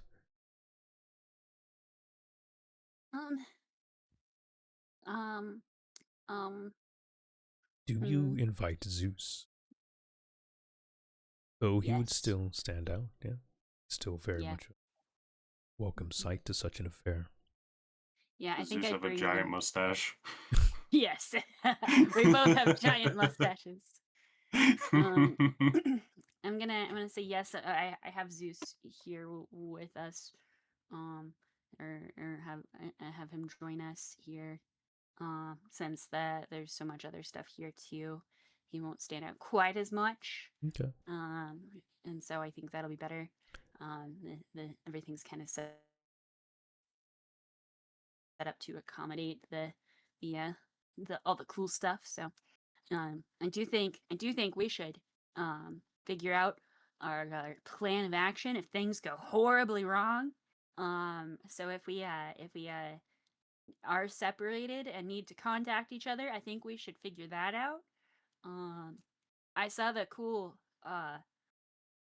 magic stuff that they were doing at one of the stalls. Maybe something like that. I don't know. I'm not as versed in that. I mostly just like killing things, so it's a little bit different for me. I can only imagine in this sort of world, a flare would be pretty common, right? Yes, yeah, a flare would be probably, easy, yeah. even just simply Yeah. casting magic into the sky if need be. Okay. Anything of this quite easy to. Or can you not just speak telepathically? I mean, thought mortals would have Warrington, learned such a simple trick. I keep Every trying. day I spend with you, Borington, I question my choices. Just like telepathically to him, go, "Don't worry, I question bringing you along too." We're reminded of the deal of 10,000 gold coins to be a guard for nobility. Question. Hmm. Can I make eggs that if they throw up, it just explodes as like a signal? That'd be really cool. Does it look like an egg when it explodes Ye- to you? Egg. Yeah, it can Little just be egg an egg firework? firework. Little It doesn't Yoshi look like an egg. fireworks. It literally spells out egg. Yes, it literally spells egg. Listen, my skills are mutated, so they're not gonna be perfect. So Yeah, your body can probably withstand conjuring up some things here or there to open such situations. right, got it. Yeah, I've got a couple of things. Well, I should say Zeus has a couple of things, but I think those are a little bit not so nice to people. So we probably won't do that. Don't worry, There's a lot only of Announce that things are not going too well. don't Praxi, worry, I only would. part of us. Sorry. No, it's okay. I was saying, Proxy, I would rather not take part in a genocide, please. I firmly believe that Yeah. there are good people here. Yeah, I don't think we want to get them involved. I think that's probably probably we don't do that. Yeah. Zeus glances at the group, almost hurt. I would do no such thing. Genocide. Please. Zeus, I firmly believe that you wouldn't, but you are capable. I could only assume. An almost deeper sadness crosses their robotic face. You are not mistaken. I do believe this form leaves me quite destructive if wanted. I like start getting heartbroken and go to like arms out like I want to pet his big ears. It's okay, Zeusy. Uh, he very much like tucks into your hug and embrace, and the cold metal shell is not as welcoming as the fur of what should be a large cat, but I didn't think about this. Is Zeus iron? I assume not. Zeus is No. uh, uh Zeus, yeah, probably a mix of some Magitech kind of metal stuff and some Okay. organic materials. Listen, you gotta be Um, careful, okay? Misora is conjuring up egg-like flares, then starts staring intently at Lord Borrington. Do not accidentally eat these. I am going to label them. So please don't eat them What? because something could go wrong. Warrington. Why would I eat your magical little doodad? It is quite quaint, don't get me wrong, but Lusu, with the utmost seriousness, literally could not be more serious at this point in time. Borrington, please eat this. I'm so sorry. What does it do if I you didn't eat mean it? to break sound barriers. I um, need What does to it see taste like? this. Does it taste like eating? let's just say it's not gonna feel good if you eat them because they are not meant to be eaten. They're meant to be thrown in the air. And when you throw them in the air, once they reach the air, the space, it will combust them. So if you're putting them in a small space, like your stomach, um, Miss Ora, did you say combust? uh, um, uh, she stares at her. She twiddles her thumbs and stares at the ground. Lusu, with a great happy smile, turns back to Borrington. Trust me, Borrington. You need to eat this. Lucius, stop trying to kill our teammates, please. I understand, but please. Borrington doesn't trust me either way. It's okay. It, Borrington, there's please no. be safe. I hand I will out now be as two. reckless as possible. Yes. I hand an egg per person of the group. I take an egg. We got an egg. Plus one egg. Walking off and I'll hatch into something. Yeah.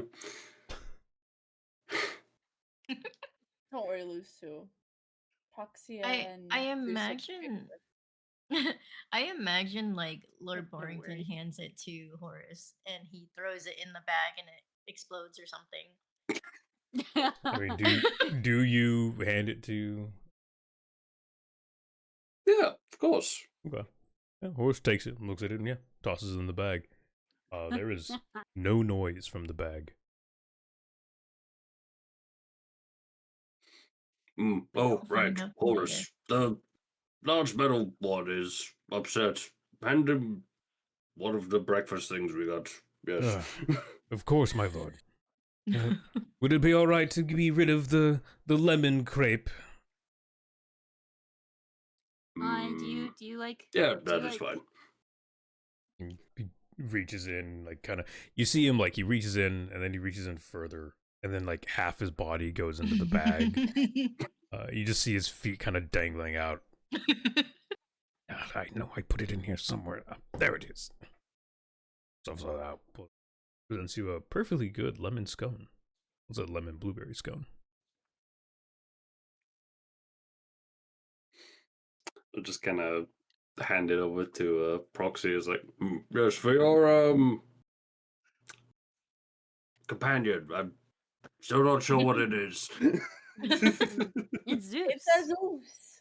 Oh, yes, I know it's given name. I don't know what it is though. It's a Zeus. Hmm. Well, Lord Borrington, what is your connection with magic? How is your link arcane? Um, that's a good question. I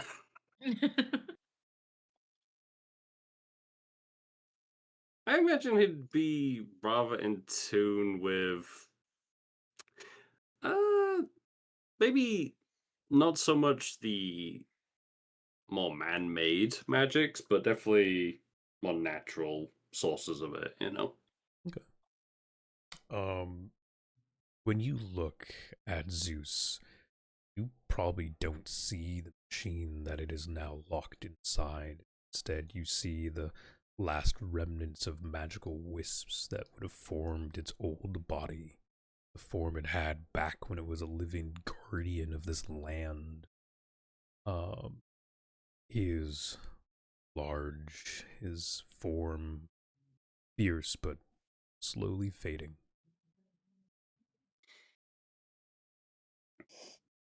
Ah, I'm sure it was a wonderful beast, but alas.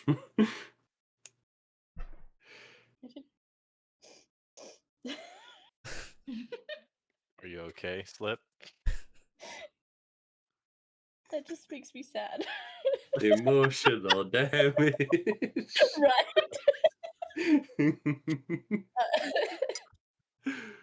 Uh, Now that we've got the flares worked out, thank you, Misora. Doing wonderful work as always.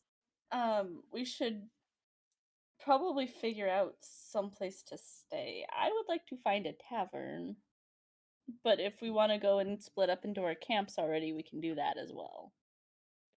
You can probably find a tavern first and then split up into the camps and use the tavern as a rendezvous point after.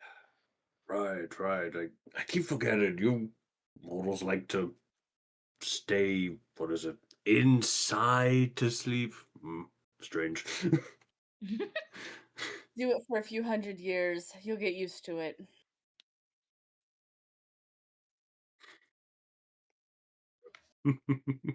I am more than capable of sleeping outside if you need to. Good then. I'll just face plant into the Misora stares down. At least I have grass. My lord, please present yourself in a noble manner. People are staring. Face down, acid. just flip to my back and jump back up. Fine, Horace. We'll go stay at one of these inns, well, whatever it is. Yes. Come along. Let's see how much these mortals try and bargain for, or whatever. I was hoping to sleep outside under the stars. Exactly, which is far more peaceful that way. It won't be here. And I just mosey my way down looking for a area of gathering, probably a tavern. That is probably surrounded by a tavern, I should say. Yes, there is a essentially a prefabbed like tavernish area. There is a multitude of quick built bedding and houses and whatnot for those who can afford it. Otherwise, most people seem to be setting up their own tents and or sleeping in wagons or preemptively deemed what they were doing for rest.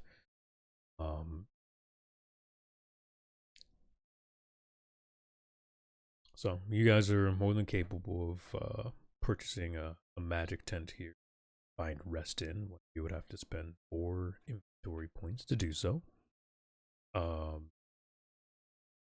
Outside of that, you can find someone willing to lodge you if you wish, or there might even be, if you connect with one of your recent contacts, you might be able to find lodging princes.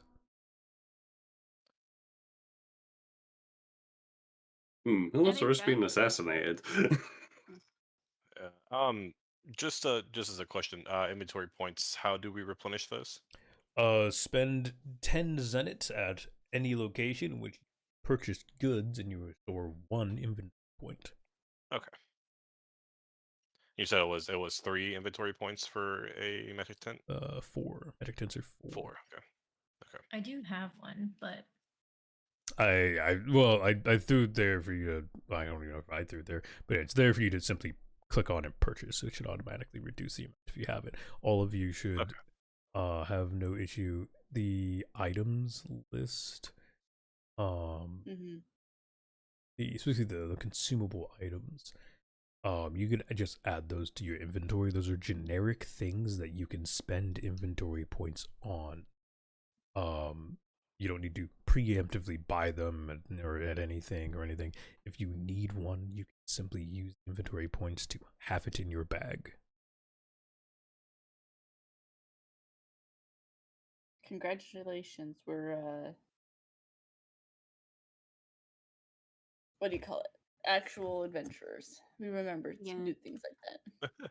I'm gonna use mine. I'm gonna use my tent, but essentially what I'm doing is I'll be kind of using a space, and then I will just be I'll just be uh sleeping inside of Zeus. Well, the 'Cause tent that's what I'll be is used to anyway. the tent is for all of you. Like all of you can Oh, rest okay. using it. Yeah. Okay, okay. Yeah, 4 inventory points. This allows the entire party to rest in the wilderness and at sea. Which, so as I said, you can use that, or you can find lodging somewhere else and simply spend zenit rather than I did. Fabula points. I spent one, so then whoever would like to use the tent with me, and then if whoever wants to go find comfier lodgings, please do. I have no quarrels about sleeping in a tent. Same. If you'll have me. You can all use the tent. It's fine. Yeah. Also, Ramen, I added a little noise egg device to your thing. hell yeah. Just as a temporary item. Figured I'd throw it there in case you wanted to use it and simply spend the inventory points to have had spawned one or whatever. Not gonna have you cast magic on a fairly simple item. Lego. Yeah, so you set up your tent and make a small camp. There's a couple of locations you find where this would be viable. You can join the rest of the allotted area for a lot of the merchants and general rabble who are given an area to set up. It's quite crowded here in the also in bustle. There's the slightest chance of thievery and whatnot. Is there a slightly less crowded area? Outside of the festival grounds, it's the occasional camp of wanderers who've ventured for a more quiet location away from the ever filling festival grounds. Wait, why are there 2 of you? 2 of me? Yeah, I see a player 6 GM and then I see Game Master GM. Because I have my I decided to set up my so I use 2 displays. One is for me doing things on the side while you guys are doing stuff, and the other is for simply displaying what is on screen. So player 6 is stream. I could open up literally whatever. This Quick, dog piles, player 6. Imposter. bully.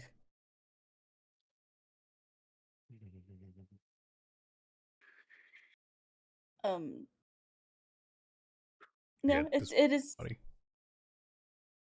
Am I capable of cooking right away for this rest, or? Sure, if you want to, yeah. Option to cook. This is a rest, so you can do any camp activities you would do.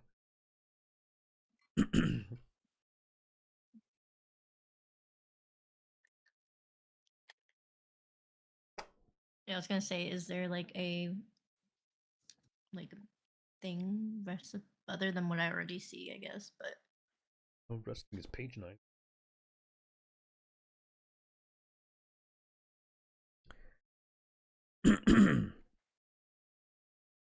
So you are assuming you're choosing to camp inside the resting a settlement. Um, you are capable of doing a your fish.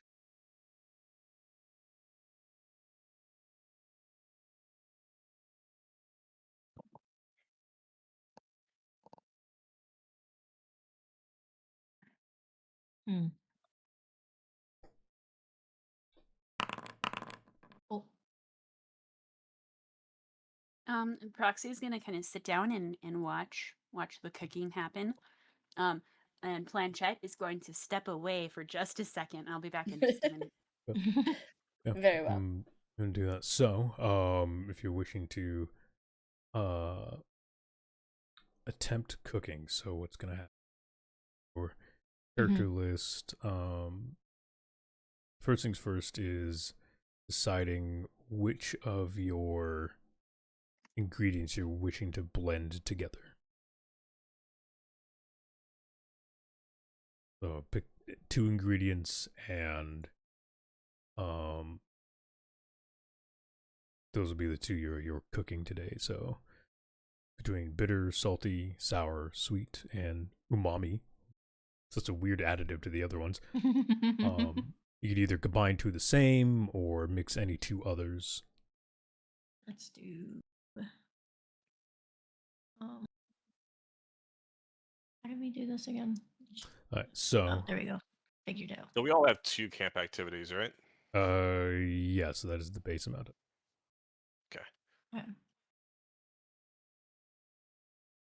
All right, so you've picked salty sweet. This is where Mhm. again you've picked probably the most in-depth notary requirement. So you're picking salty sweet. So what's gonna happen is you're gonna I gave that macro, so we'd roll Mhm. on that macro and see what exactly is meant to be happening here. So this food specifically says each of this delicacy's targets cannot perform the skill action during their next turn. Um, so for the future, bittersweet will cause this effect. This is not an effect that is required during the rest, but you've chosen to cook together, and this is the effect you gain from it. Okay. As yes, you simply cook food for people. So it's gonna copy that. Add that. The find your cookbook in right side. Second little button says edit. Mhm. Open up the edit tab. It'll show you the um, summary of each thing. You're going to click edit on the Yep. summary tab. Which was the salty sweet. Yeah, it'll be salty sweet. Edit the text. Simply either type out the description that was given or paste it and fill that in. And any future use of salty sweet will result in that action. And then when you finish typing, don't forget to hit the save and close editor button. Yeah. Okay. Uh, oh, why did it highlight it?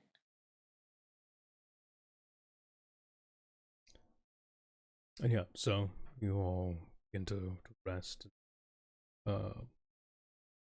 Argo, did you find the camp? Yeah, it's under natural fantasy. It's Oh, that's right. The yeah. Page. Let's see. 131. 131. thank Yeah. you. Things I didn't note down. Thank you. Yeah, each of you gets 2 camp activities. These can simply be, resting or whatnot, or they could be much more advanced of like, yeah, you go and begin training, you gather you fucking daydream. Good stuff. Yeah, all those are fine. Uh, just real quick. Oh, she's gone, right? Never mind. I'll ask her when she gets back. Okay. I assume you mean for Dr. Planchette. Yeah. Fair. Yeah. As you guys find yourselves at rest, take the scene over to a dark, shadow cast tent. A single torch flickers in the side on a small table. A woman in beautiful long robe of vibrant purples and red, her sleek black hair drooping down over her shoulder, her makeup and of her face is elegant, sharp, almost fox-like. She sits in a chair, her legs crossed, a knife playing in her hand. She looks up as the tent in walks a man, an older gentleman, probably in his late 50s, maybe even early 60s. Steps in. You're here. I was hoping to save such pleasant conversation for after the festival begins, but what do you call on me so desperately for, little princeling? The woman stands. Shadow reveals the face of Lady Amza. She steps forward. Well, if you had been paying attention,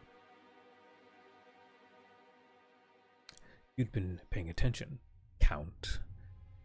You would know that there is someone looking amongst the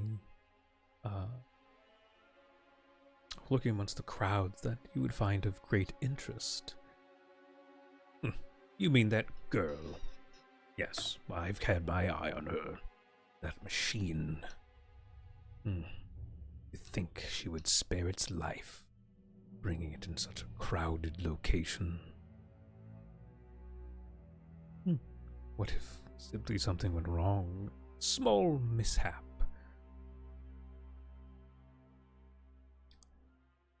Lady Amza looks to the Count and... If we didn't already have plans set up, then yes, I think relieving ourselves of such a beast ahead of time would be worth the effort. But plans are already in place and things need to be done subtly. Make sure that man dies. Make sure that poison is thorough. Do not fret, young lady. I know my poisons. I know the chemical concoctions of life and death themselves. He says this with a smile and a sneer as he, though the words themselves could have been the poison he spoke of. Lady Amza glares back. Idle threats, Count, idle threats. The shadows shift and 2 men appear from the side of the tent as if having melded with the cloth itself. Count looks but a little surprised before smiling. Indeed, lady. Idle threats. He turns and walks out of the room. Lady Amza looks at the assassins who'd been lying in wait. Make sure that girl doesn't get in the way of our plan, and the Fey folk. Keep them busy. Two assassins nod and disappear into the shadows.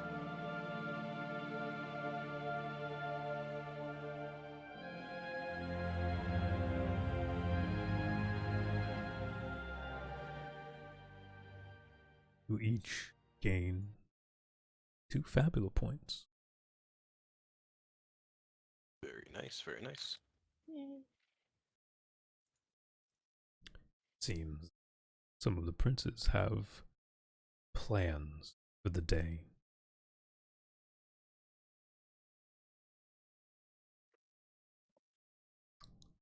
Were there any camp activities people wanted to participate in, or shall we move to the morning? Yeah, I'll go ahead and do my 2. I will do training, and I will do martial. Hang on, let me double check these together out. Martial practice and training. Okay, so once for the next rest, if you're about to suffer one or more status effects from the same source, you may instead choose not to suffer any of those effects. And then, Martial practice, yep. once before the next rest, when you perform an attack, you may grant the attack multi-2 or increase its multi-property by 1 point. What page is this on? 131 of the Natural Fantasy Atlas. Let's see if I can get that. There. Well, I'm having the issue again. Fair. Personally, I can screen cap it for you. Just screen cap what options you have if you want. I found it. Okay. I was able to get to it, thankfully. Thank you, though.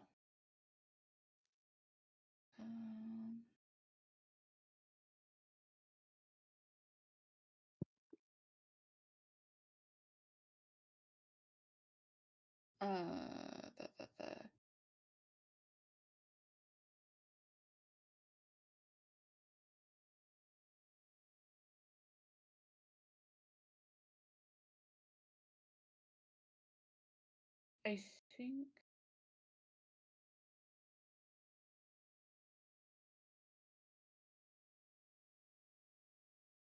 I'm sorry, which page was that again? 131. Okay, I was a little bit off. Pretty close,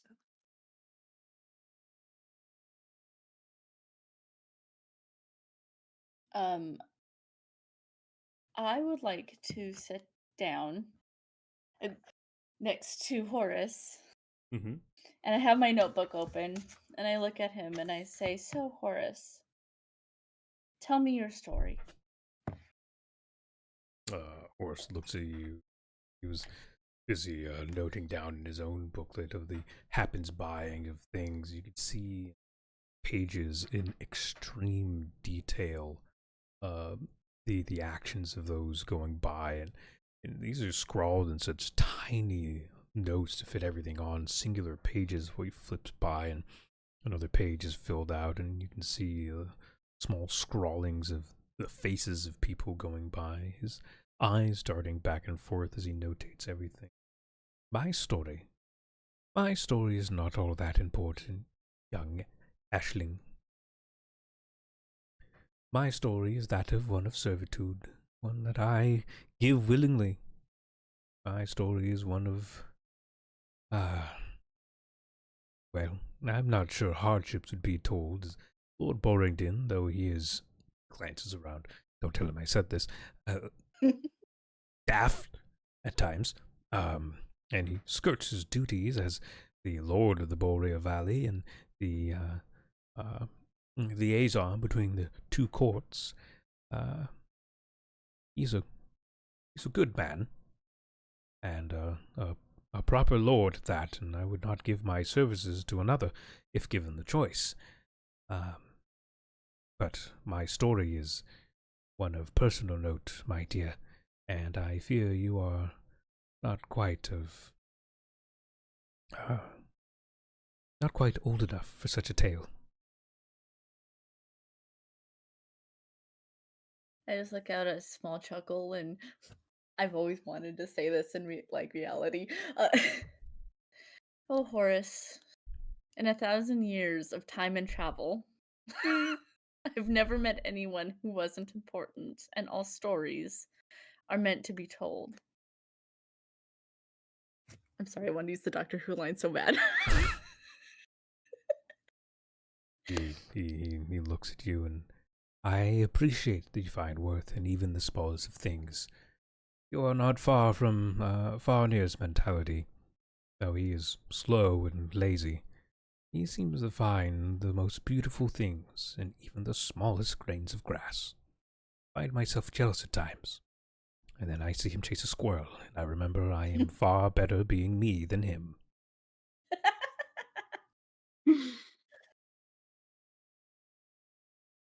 Now, I must get back to my duties. Perhaps we will talk at a later day. Now, I must scribe down the days passing bys. As it must be. Thank you, Horace, for this talk. Of course. Get up and Rest go well, back to young one. childhood. Aw. Young one, please. Uh, I'll go and spend the rest of the time with Miss Sora, watching her cook.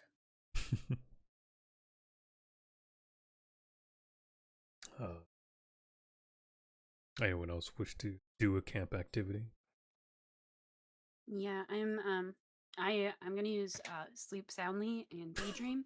And so I slept really well, and now I'm just like staring at Misora and the delicious food cooking, and I'm just daydreaming about all the delicious food I'm going to eat. Do I have to roll to level up my cooking at this point? Level up your cooking? Yeah. You will level your cooking when you level up. But in terms of your cooking, you are currently passively cooking. You gained the previous cook effect from this Mm-hmm. camp experience, but you're just passively cooking. You wish Okay. to be cooking. Would you like to describe your, was it salty sweet? My salty sweet. Yeah, like to describe your salty sweet meal you prepared for the party. Well, kind of funny because the only thing that's on my mind is the tacos I had like an hour ago. But Your I tacos were make, huh? your tacos were sweet?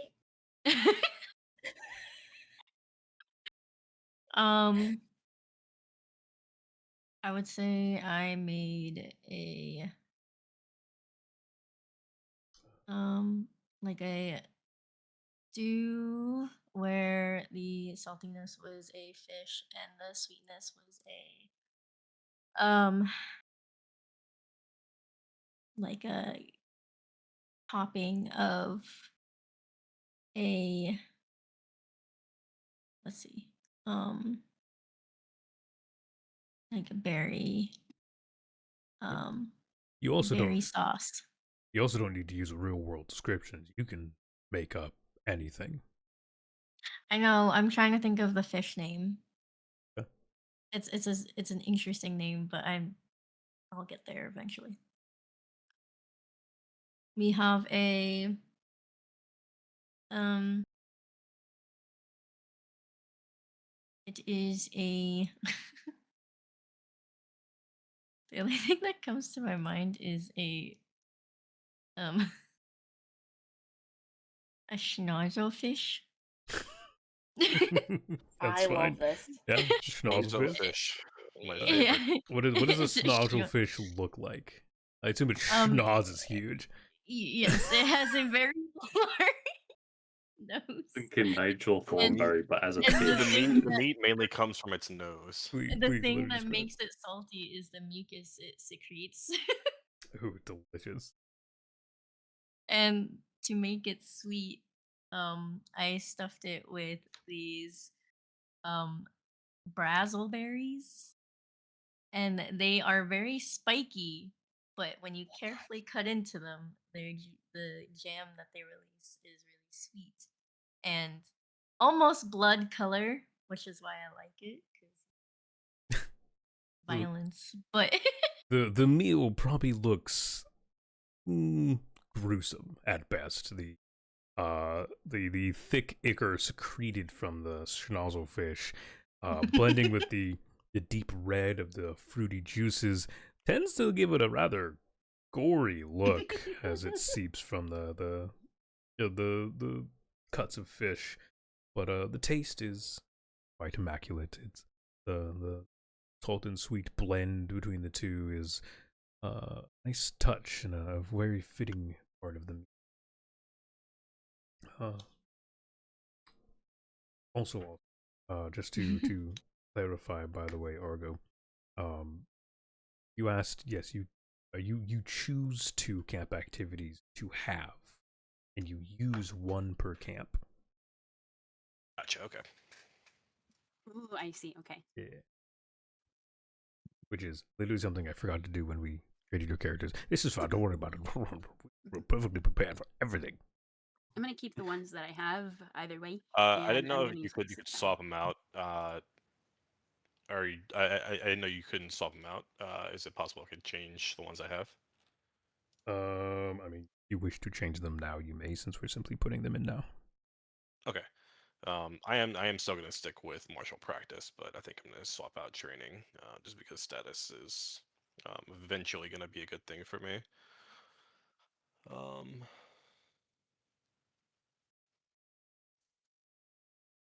okay.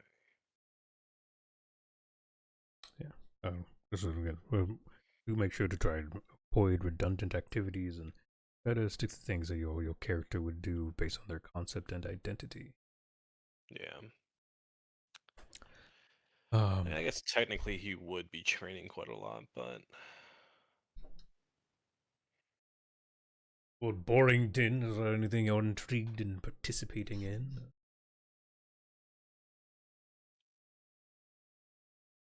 Hmm.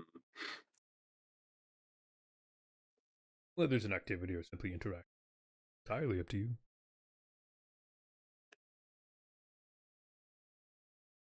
Uh, I am honestly kind of blanking right now, so yeah.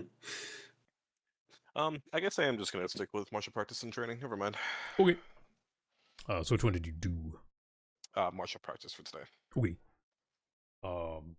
So the night goes by with you doing your activities and chatting amongst yourselves. Nothing crazy. In the morning, the waking horns and sounds of the festival grand announcement and opening day blare into the as the sun rises over the mountain ranges. Uh, Immediately you can hear the hustle and bustle of people moving about to and fro, taking down tents and rushing off to stalls to get the sales started, or running off to try and make sure they get the best seats in the house for circus or the different shows for the day. The arena and uh, the test of strength will not begin until uh, later into the afternoon. About 3 p.m. will be when it begins with its opening ceremony. Sign-ups for the tests of strength and feats of glory are still open if anyone wishes to attempt to show off any specialties that they've brought alongside them.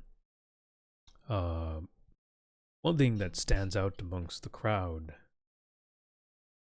Broxia. A man walks towards you, and you know him very well. Count Durov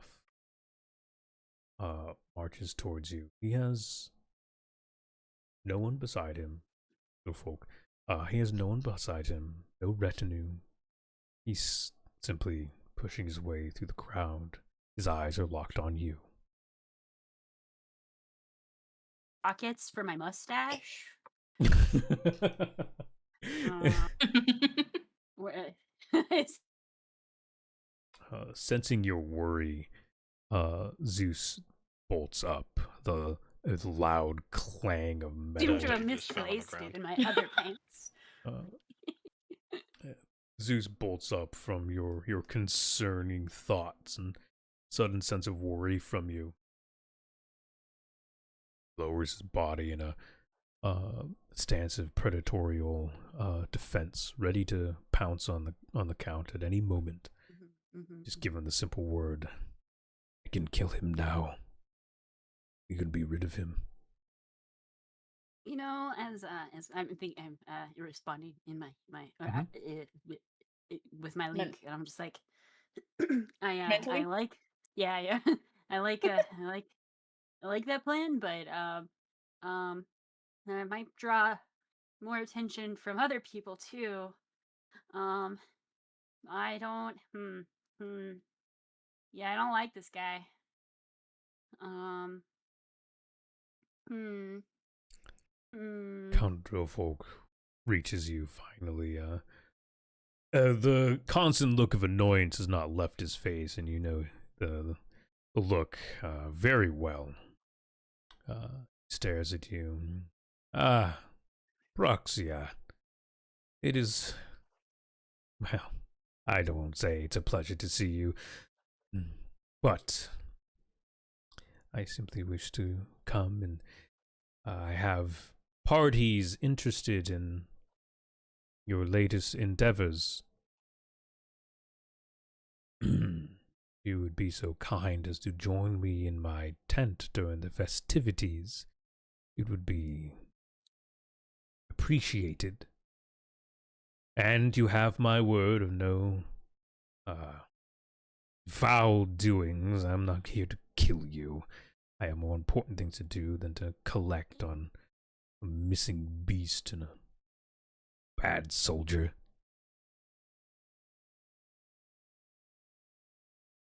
That like instantly has like I'm assuming I'm nearby. I don't Question know. mark. You're all at the camp, so I assume you're around. Yeah. Sure. And I'm instantly like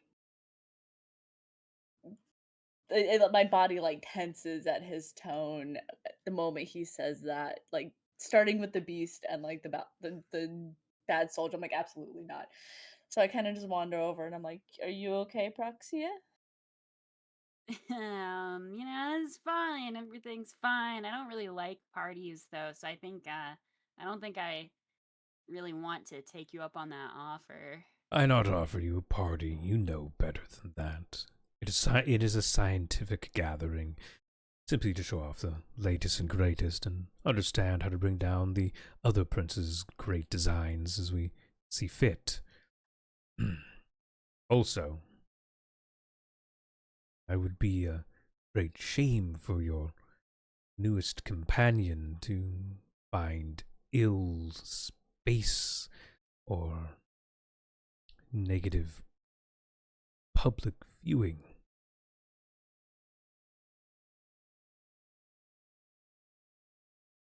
He looks at Zeus. You see the look in his eyes that you know far too well. One he's always given before. One he's always had before giving orders to. Well, proceed with his different experimentations. In the past, he's shredded monsters and man alike to advance the knowledge of science. His obsession with outweighing the powers of the magical realm has led him to cruel acts. More than one family has gone missing under his belt, and you know where their bodies are buried.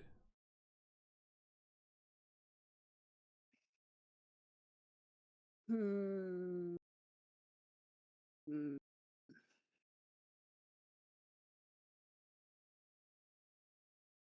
Don't think too hard on it, my dear. It is simply an invitation. I just care for your safety. It would be a shame to lose such a wonderful specimen.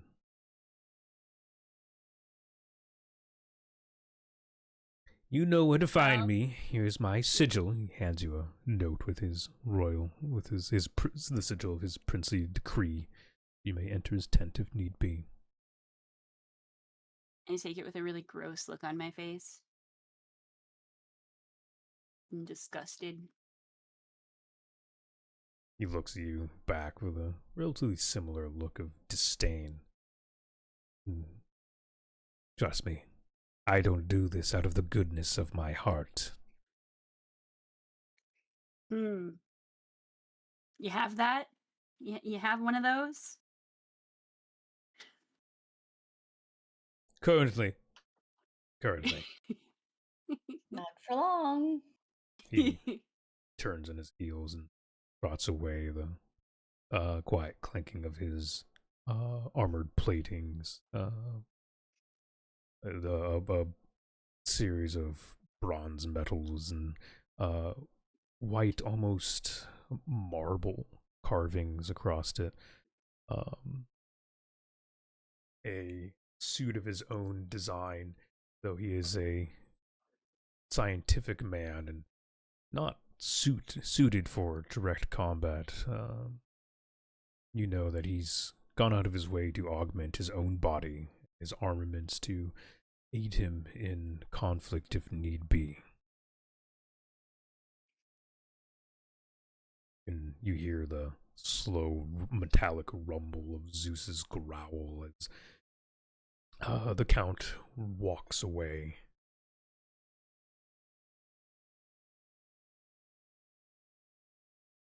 I Well, I agree, hated Zeus. that. I hated that. I didn't like that. Praxia, are you okay? We'll find out, I guess. Hmm. I guess that's what happens when you go out in public, as people recognize you. Do I need I, my pan? I think we're gonna need a lot of pans. But that's that they want to split us up again. This can't keep happening. I'm not interested in that so much. I think it'd be an even worse idea for you to go there than it was for Lord Yeah. Borrington to go with the other one. Yeah, I'm not too keen on that. Not at all. I would still rather stay with Lord Borrington, absolutely, if I had to go anywhere. But If anything political happens, intrigue, gross. right? Why they anything- gotta bring their politics over here? Oh man, I'm trying to enjoy our breakfast here. Look, compared to what I'm used to, this is quite funny to watch, I must admit.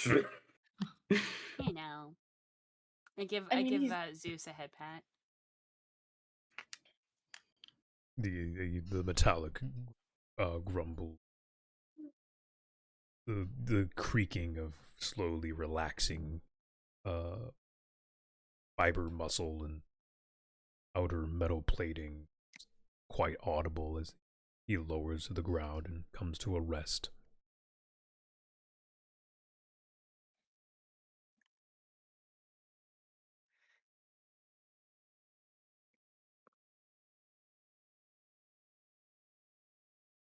More pets. More pets, more pets. He begins I feed him some of the uh, breakfast. hand him some breakfast, and Mhm. he sits and the low sound of metallic purrs can be heard. It sounds kind of like an engine.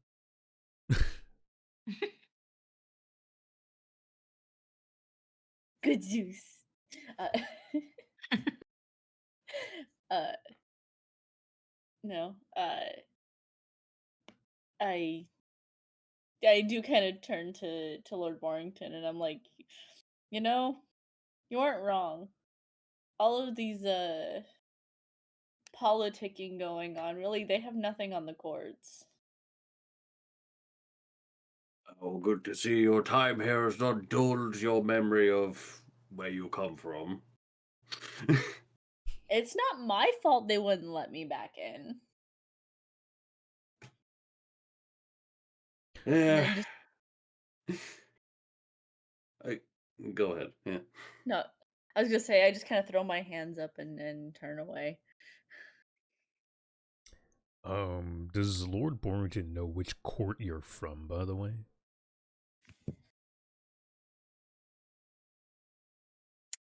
Um. I don't know if we've had that conversation because I don't know if you would really care beyond, hey, look, a fae.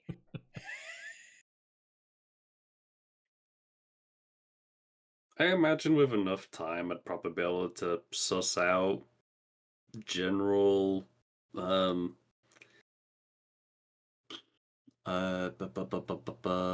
words. Um, you know, I don't want to say habits, but like, tells, Mm-hmm. because, each court would have different Mhm. behaviors, Yeah. So I imagine you might have something like that. I don't know. Shrug. I mean, you're not wrong because you'd be able to be like, oh, well, obviously I'm not part of this court because I'm not acting like this. I'm not Yeah. part of your court because you would know me, obviously. Hmm. All of his subjects. I mean, the island's not that big. Um, bam. So, the day goes on without any more incident. You are free to explore the festivities you wish. There's a multitude of activities to participate in. You so see fit.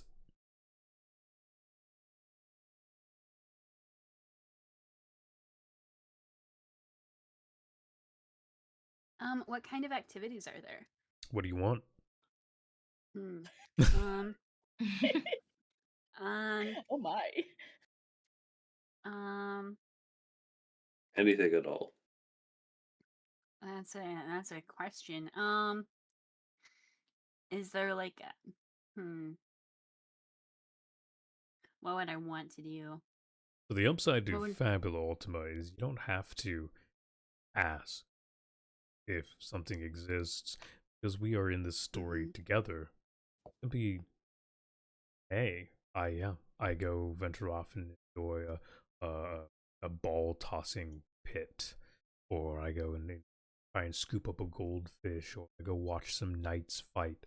All these things are adding to the story, laying out to tell. Ooh. Yeah, okay, okay. I like the idea of the scooping goldfish and doing the like carnival games. That's what I'll do. Okay. I'm gonna try and get as many goldfish as possible. I think that would be fun. An old So Miss Nora can goldfish. cook them later. Yes. Jesus. Get the plumpy Who is ones. I might keep one as a pet though. The little goldfish that I just The carry runt of the around. goldfish. You have a sad little stuck in a bag for the rest of the campaign goldfish. Oh god. Make it work. Sure. Go ahead and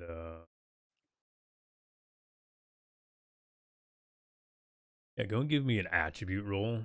Okay. Uh, Dex, Insight, and easy tip. Okay. Let's see. How Your do character I sheet. roll? Yeah, I've got that. Click on the dice over attribute. Where is attribute? So in the main, It's literally group attribute. It's like the second yeah, one from there's a the. bunch of dice that should be on your screen. So just underneath your Fabula I'm points, just really dumb. Oh, yep, I see it now. the very colorful dice there. I'm gonna show stream chat. The very colorful dice. Okay, you said Dex and Insight. Yes. How do I roll them together? So you'll just make sure to mark them in the. So you look at the attributes thing. You'll mark the primary, dex, secondary, insight. Oh, okay, perfect. Okay, and then just the roll. And then you'll go down to the roll, click the green little cheap, mark it as easy, Okay. and then you'll roll. Okay, perfect. Well, You fail to catch any goldfish. Quite unfortunate, really. Oh, I've now made it my life's mission to sit here. The Um, determination on her face as she watches little paper net after little paper net break in the water is adorable, but yes, also maybe a little concerning. Lusu. Yeah, while all this is going on, Lusu is looking for a psychic to maybe shed some light on what's going on with his brain. Yeah, there's so there is a chunk of psychic. If you want a truly magical one, I will ask a Fabula point of view. Mm.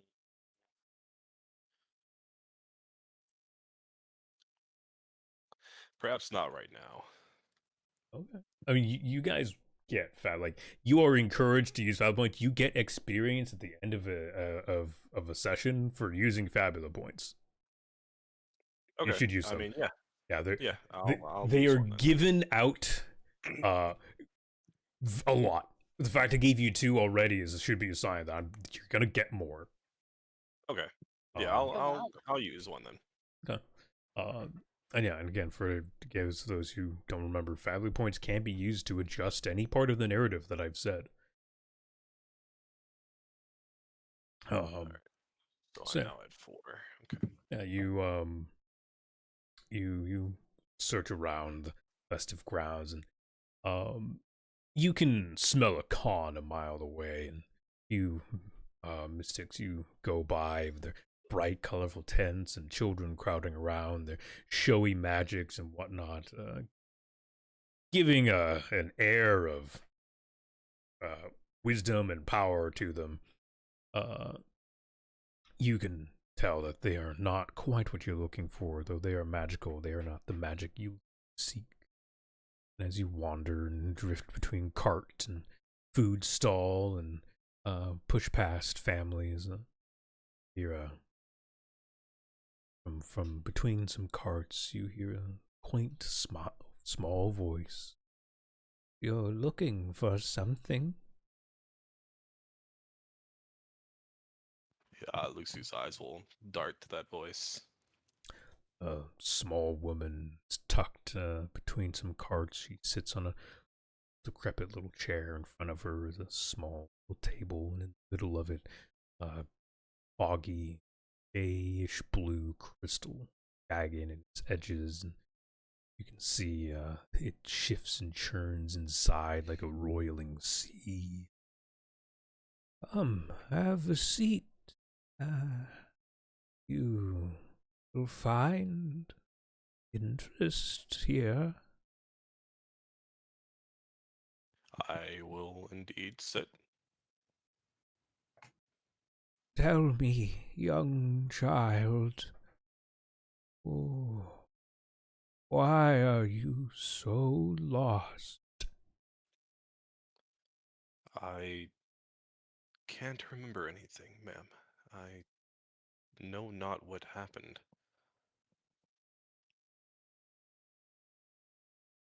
She holds out her hand.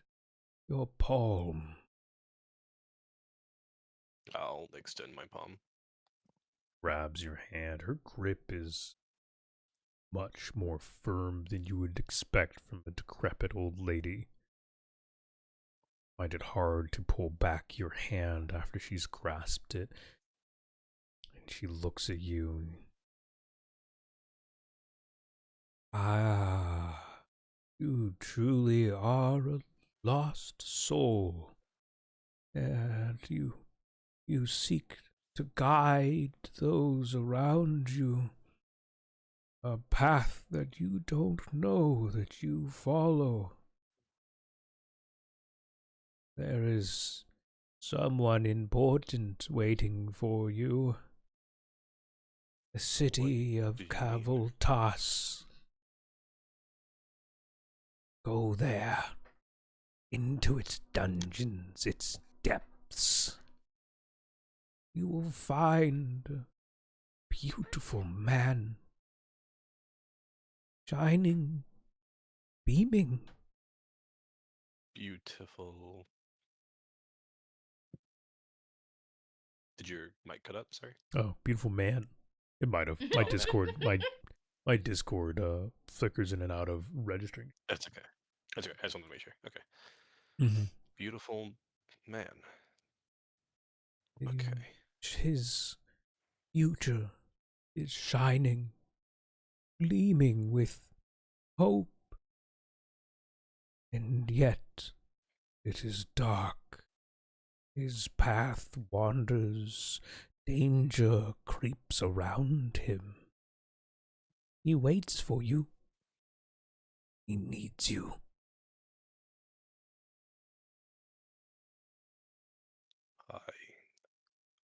I understand. Thank you, ma'am. No, thank you. Peels her hand away. Small blackish sludge crosses your hand, cracks into hers. Smiles in a small cackle. I think I'll be seeing you again soon.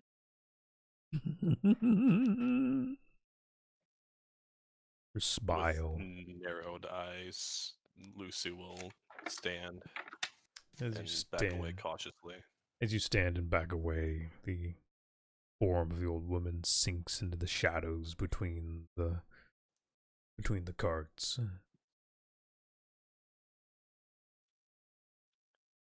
Well, that wasn't creepy at all. Okay. Lucy is gonna start looking for the group again. Okay. Anyone else participating in festive activities? I would like to go talk to Gustavus if he's outside. Oh, Gustavus, the Yeah. circus head. Yeah. Yes, you managed to catch him just between two shows. He's in a bit of a rush, but he's about. He's barking orders at some circus hands to get the rock bear prepped and ready and make sure that it's fed and tranquilized.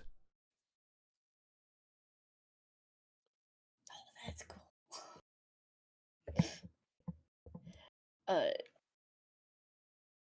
I'll greet him, Gustavus, I've heard lovely things. He like jolts in shock for a moment, not expecting someone to call out to him at this current moment. As he's been tucked away doing busybody work and trying to avoid the crowds. He turns towards you. A beaming smile crosses across his face. Immediately, his air of showmanship. You almost see his twirled mustache perk up as soon as he turns on his heels, and his bright red overcoat twirls and sparkles with bits of glitter. The end tails coming to a steely night blue in his hand. He holds a rod, its amber head glistening in the sunlight, and it casts just a little bit of reflection in a multitude of direction. Oh, welcome, and who might you be, young lady? Elvenkin, it is not often I see your people truly venture so far to find me. Who are you? I, uh, I give a very grand bow and I say, "I'm the Chronicle of the Bazaar. I heard that you were here and I wanted to speak from one professional to another." Ah, I have heard of you. Oh, the bold storyteller of the Grand Bazaar herself. Ashling, was it? Yes. Oh, your tales wander far, maybe farther than you might even know. I have certainly heard of you, and behind myself on occasion, quite jealous of some of the tales you can spin. Spinning is none, my dear, for all my tales are true. In fact, I want to hear yours. Ah, my tale, like many others, is full of ups and downs and whimsical woes. Ah, as a boy, I grew up. Ah, beautiful mother and a wonderful father. All was great and fantastic. Ah, my sister loved me so. It is a tale I would love to tell you, but it is not to be so. I know little of my past, to be honest. I was raised in the circus, born here, so I stayed. Placed the previous headsman when he passed an unfortunate death. Tumbling knife incidents and horrible, horrible story. But here I am. My story is not anything unique to any circus. I live to entertain. I live to bring smiles to children and laughter to families. Ah, the recent rise of this proxy war festival has led to great growth in my business, and the circus has boomed ever since. It's amazing how much fame you can get off of warmongering. You didn't hear that from me, though. Worry not, your secret is safe with me. Of course, of course it is. I'm sorry, my dear. I have little time to dabble about tales right now, but maybe sometime if you catch me in the off season, we can have a little sharing of tales. Yes. He turns real quick as a large man with burly, hairy arms goes by. Gustav! Gustav! Off with the glamour! Not yet! Not yet! And deflates down to about a 4'5" impish figure as he wanders into the tent and sticks his tongue out at the showmaster. Tell you what, here, a ticket for you and an extra for a friend. Bring them along. I have a fantastic show for tonight. How could I say no? Promise me we'll get a drink at the end of your season, though. Of course, of course. I'll find you, I'm sure, in the streets of the glorious bazaar itself. I will treat you to a night of festivities that you will tell tales of for all time. Please. You would treat all of us here. Allow me to treat you.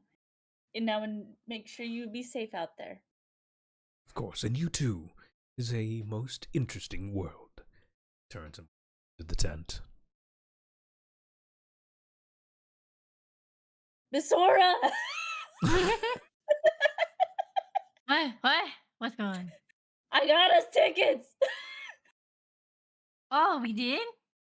Yeah, we get to go to the circus! Always wanted to see the circus. Right? And it looked really interesting. There was a big boy. Do they juggle eggs or other things? There was knives. Oh, I like knives.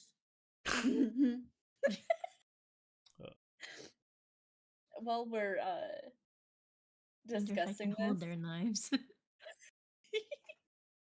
um, you reminded me I could do shit, so I'm gonna do shit. Um, while we're doing this, and you can tell me if I need to spend a Fabula point for it, probably. A not as grand of a messenger as had delivered the first missive, but a messenger happened to find us in our camp, um, saying, hey, I have another message for you, a missive for you from, oh God, what is her name again? I wrote it down. Lady Lady Amza. Yes. telling me that she wants us to meet another location, that they have decided not to have us there at her tent. Um.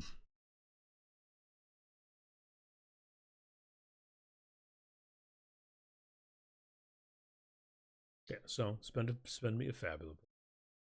Okay.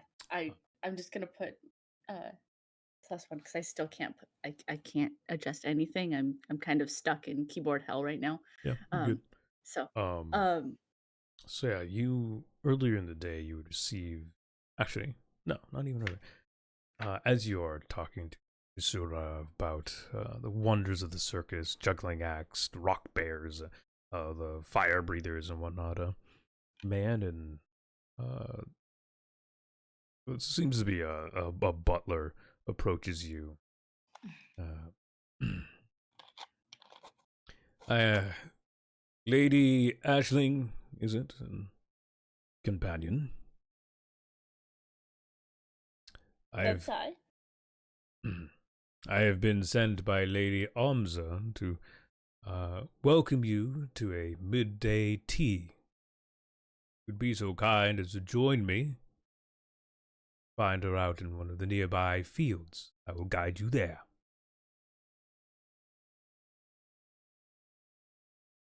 I turned to Miss Sora and I'm like, well, do you want tea? As long as I get to see knives later. We'll see knives later, I promise. Um I don't know who else is in our general vicinity, but whoever is not just trying to catch goldfish. Everyone is generally wandering, doing their own thing, and it's otherwise stated.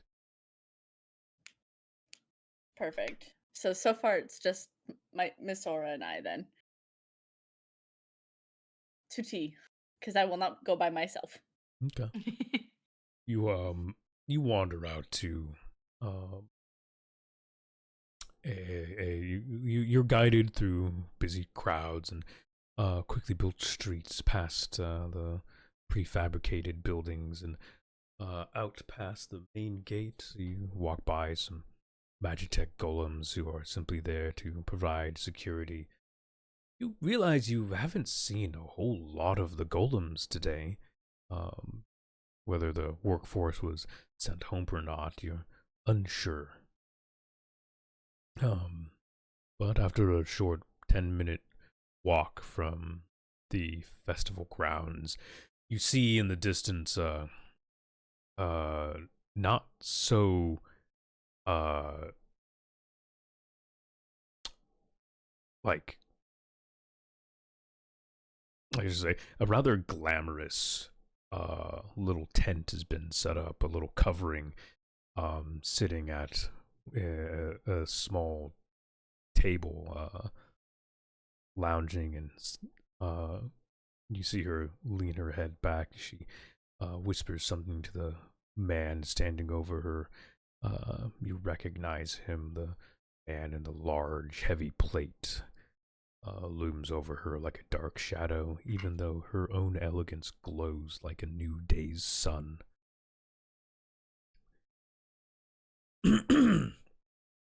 I lean over to Miss Sora. Wow, she kind of puts some of the Fae to shame. She's so pretty. I'm too busy dazing about knives. I just kind of hold her hand and pat her hand as we go closer. The man who brought you along bows and waves you towards the tent. Oh. Her Lady Amza. Oh, numbered princess. Second prince of Jord Erda.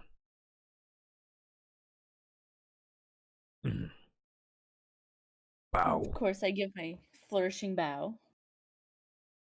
I kneel slightly and look annoyed as I tilt my head.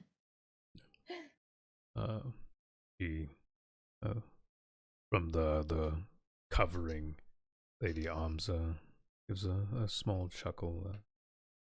Now, no need for such formalities for simple tea. I just wanted to meet my guest of honor before everything got busy and hectic and I had little time to talk to you.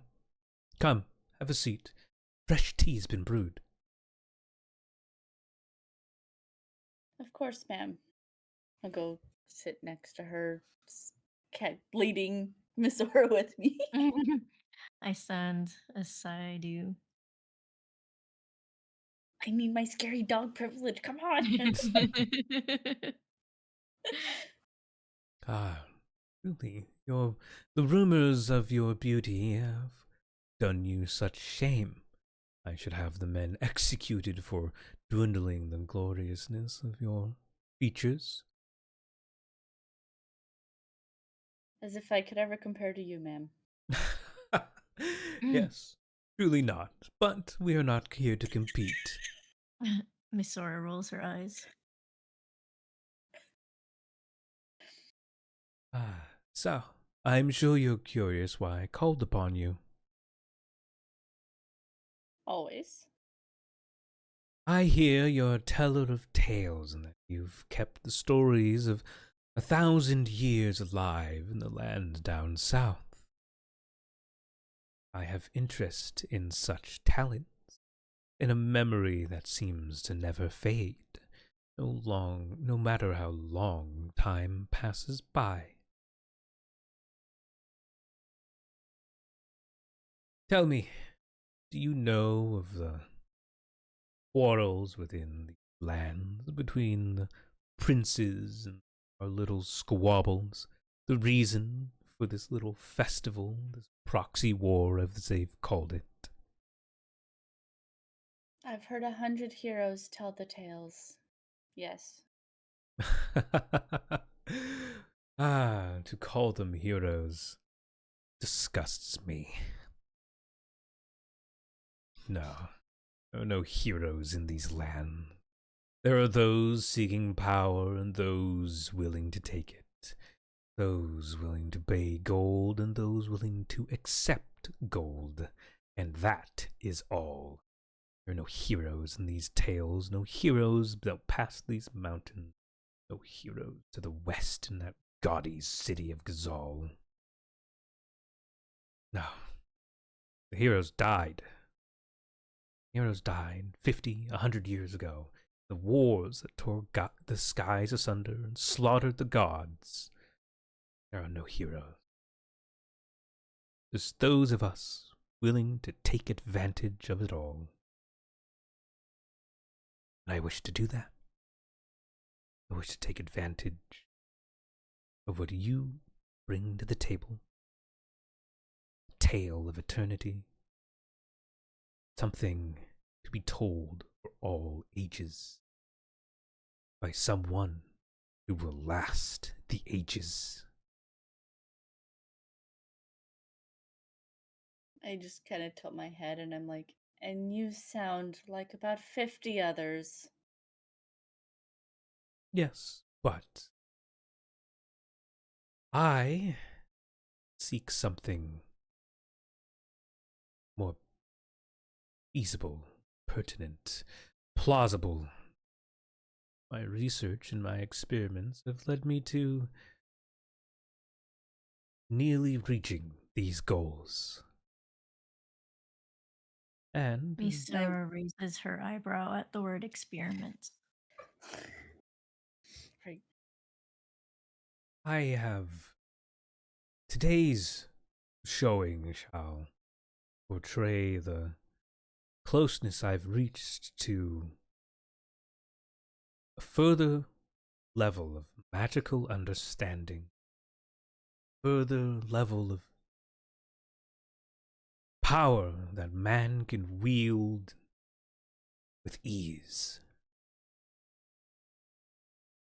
I simply And what wish. Hmm. I was saying, what would that be? But Magic. Magic, my dear. Research. Knowledge. Things that the rotten city of Gazal would try to deny us. And the principality, but no, we grow nonetheless. And through these growths, through this knowledge, the experiments, the tests and trials, through the pain and suffering of myself and my people, today's showing shall be one of greatness. I simply wish for you to be there, in a front row seat beside me. I want you to take in every detail. I want you to memorize every face, every look of awe, of astonishment, the glorious rising of Lady Omza, King or Queen of Jord Erda.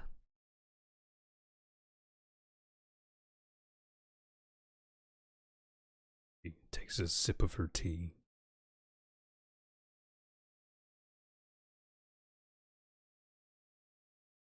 as you have requested, ma'am, I will be there.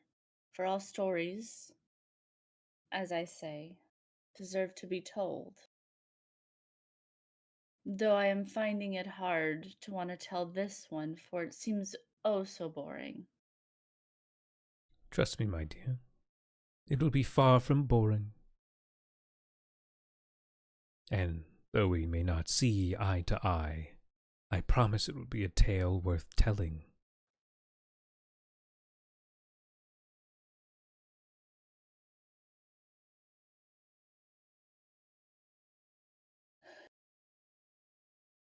Very well.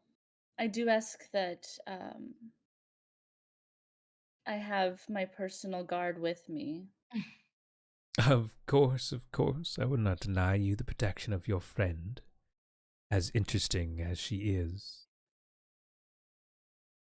You you would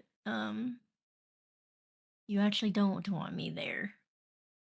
So, fortunately It's, for you, it is not me.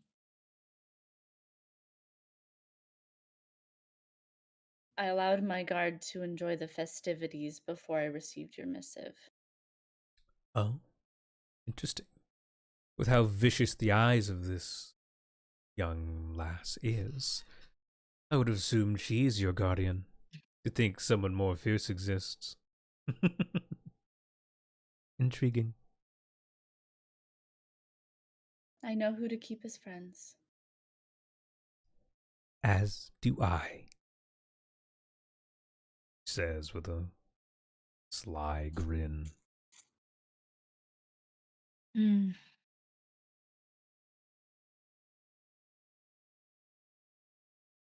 Well, now I that do think business is over, yes.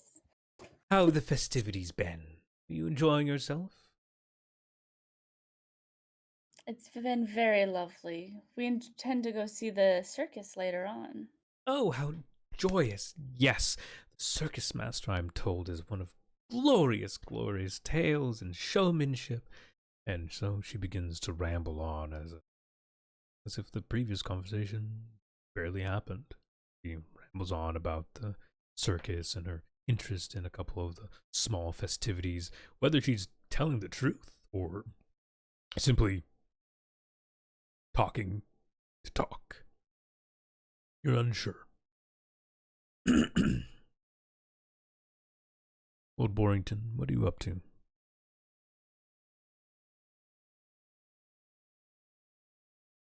Uh, that's a good question, Matt. Taking a nap. Look, don't tempt me. I'm trying not to fall asleep. Damn, I didn't know we were that boring. I'm sorry. No, it's like No, it's fucking 5 a.m. Yeah, 5 in the morning. And hey, guess what? I woke up earlier yesterday, 5 a.m. Ooh, 24 hours. Let's go. Um,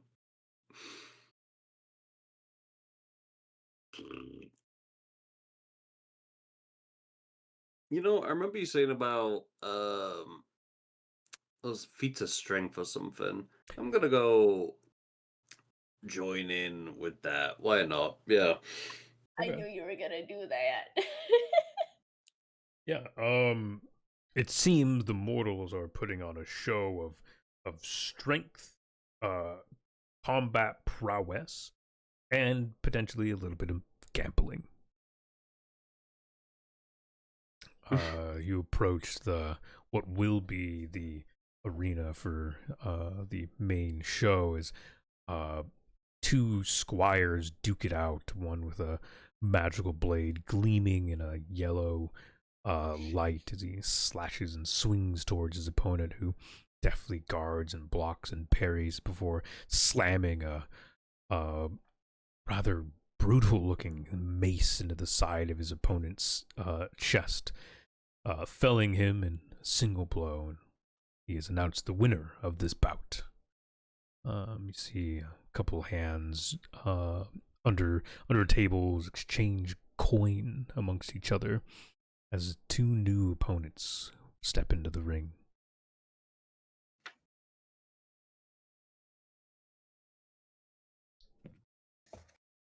What's the bouts going on? I'll like approach the nobles and It's a mix of nobles and regular people and whatnot. Yeah, there is a small grouping of what look to be richer folk. If you wish to talk to those kind of people, or if you wish to remain amongst the general rabble, you may do so as well. yeah. No, I was gonna talk to them and Right. Pray tell, how would one go about, joining in on these, wonderful bouts of, martial insanity, shall we call it? Yes. The one of the nobles chuckles.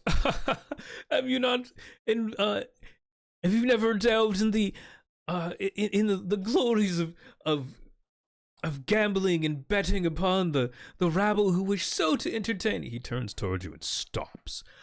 Oh my. Oh. I was sorry, I thought I was talking to a nobleman, not one of the beastkin. My apologies. If you wish to place bets, the general bets are done down there. I'm gonna just let out a little chuckle, and then I'm gonna pick him up by the scruff of his shirt and just hold him up in the air. Unhand me, creature! That is Lord Borrington to you, Oh. peasant. Yes, of course, you're a lord. How could I have been so mistaken with your lordly presence? The other nobles, the other nobles are now very much paying attention to you. And a couple of people on the other side, I've pointed, and you see a couple of them chuckling. The noble collapses to the ground and then scurries up to his feet, brushing off the grass and dirt from his elegant silks. Please, have a seat with us. Obviously, you deserve to be amongst the nobles, even as a beastkin.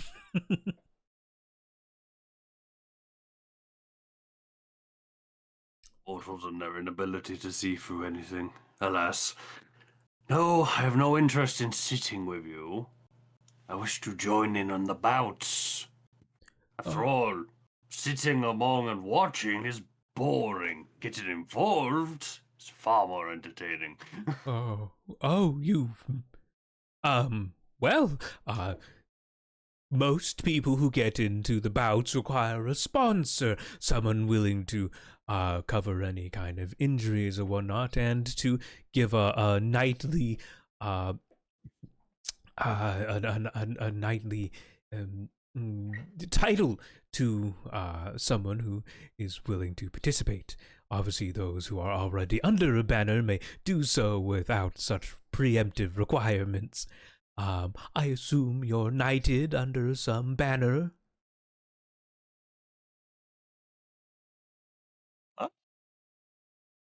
I don't think Faye would have knights. No, you're definitely not knighted under any mortal banner. You are a lord of an entire magical realm. There is no need for such things in your Yeah, eyes. didn't think so. Yet more of your strange rules. Horus pipes up. Yes, my lord, but the mortals have rules for a reason, and it is best we follow their laws. he gives the noble a sneering look. I'm sure there is a noble or two amongst these fine folk who are more than willing to sponsor you, my lord.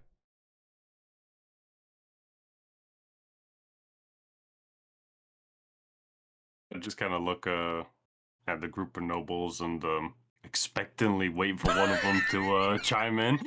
The man you had harassed pipes up. Yes, you know, I never did put in a squire for the tournament. I didn't feel it necessary this year. But if you are in need of a sponsor, then I am more than willing to invest in your well-being. As with a very forced smile. Lord Borrington, a squire. Yes, squire in big old quotation marks.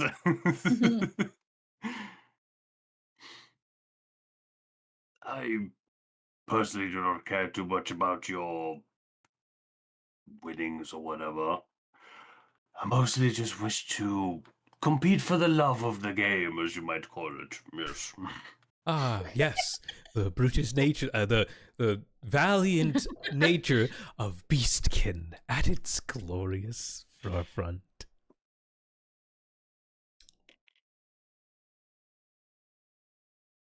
How worldly is Lord Borrington?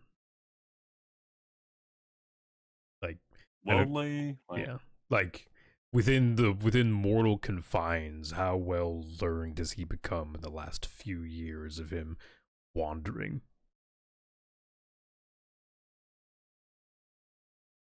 I reckon he's probably got like the basics down, but there's still a lot of everyday things that are just like, why? Why is that a thing? That is stupid.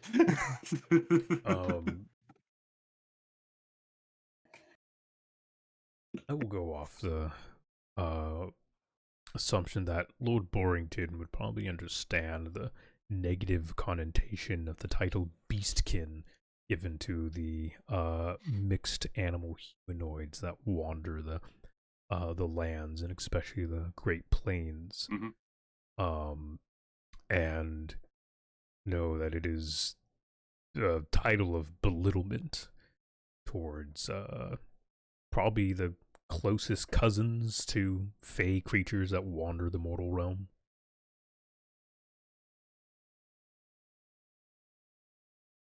He's intentionally though letting it slide because he intends to show up all of the everyone else here. Yeah.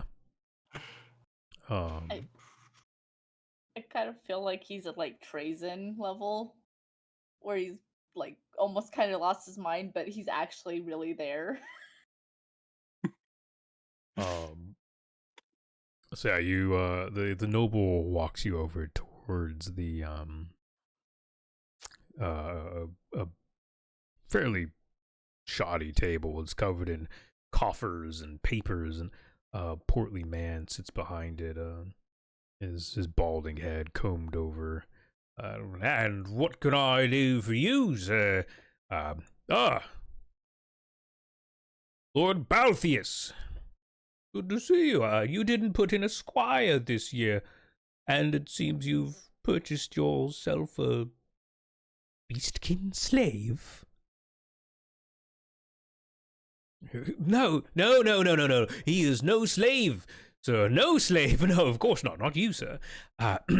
This is my late entry squire, Lord Borrington. The man behind the table looks like with a wide-eyed of like, what? I became acquaintances with him not long ago, and I had forgotten of his interest in these bouts of strength.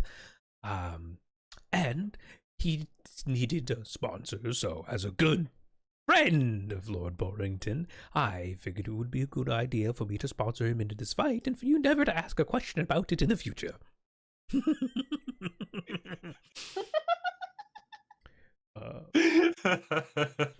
The man by the table nods. And, well, either way, beastman or commoner or noble knight, I'm gonna need you to sign the papers here and put the coin in the coffer for paying off squires. He looks you up and down. I assume you're in like full armor, right? Yeah. Yes, as squires equipment. Will your squire be needing tools? The man smiles a little bit, and Lord Balthazar, I don't know, I immediately forgot what I named him. Looks back at Balthazar. Yeah. He smiles in return. Oh, yes. It is tradition and the rules that you cannot bring your own equipment into the bouts. Unfair advantages and all that. You will be provided equipment alongside the other squires.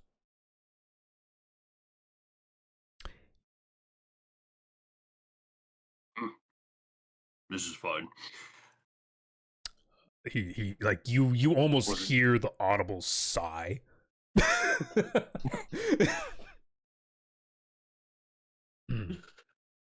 Yes, of course. Yes, well, we'll make sure to get you all the absolutely necessary equipment for your what are you? Are you a swordsman? Ranger? I just remove the big ass fucking hammer from my bag and like rest it next to me. Barner walks over. Oh, carry it, my lord. Should I do? He picks it up off the ground and like a squire would hold a knight's sword, he's simply just carrying it without any issue. I'm just imagining this small fucking dog knight just picks up this massive fuck off hammer. It's like, yeah, doesn't weigh that much at all. Yeah, basically. Dog bush.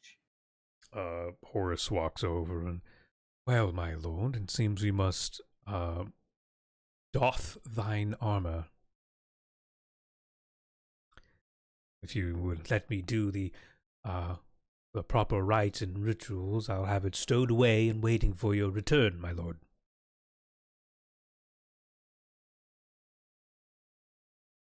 Fine, though. We might want to make it a bit quick. We wouldn't want to keep everyone waiting on us, after all. Yes. Well, my lord, they are simply mortals, and though their lives are fleeting, I'm sure they could spare a minute or two. Oh, you never know with these mortals. 1 minute they're perfectly fine, the next.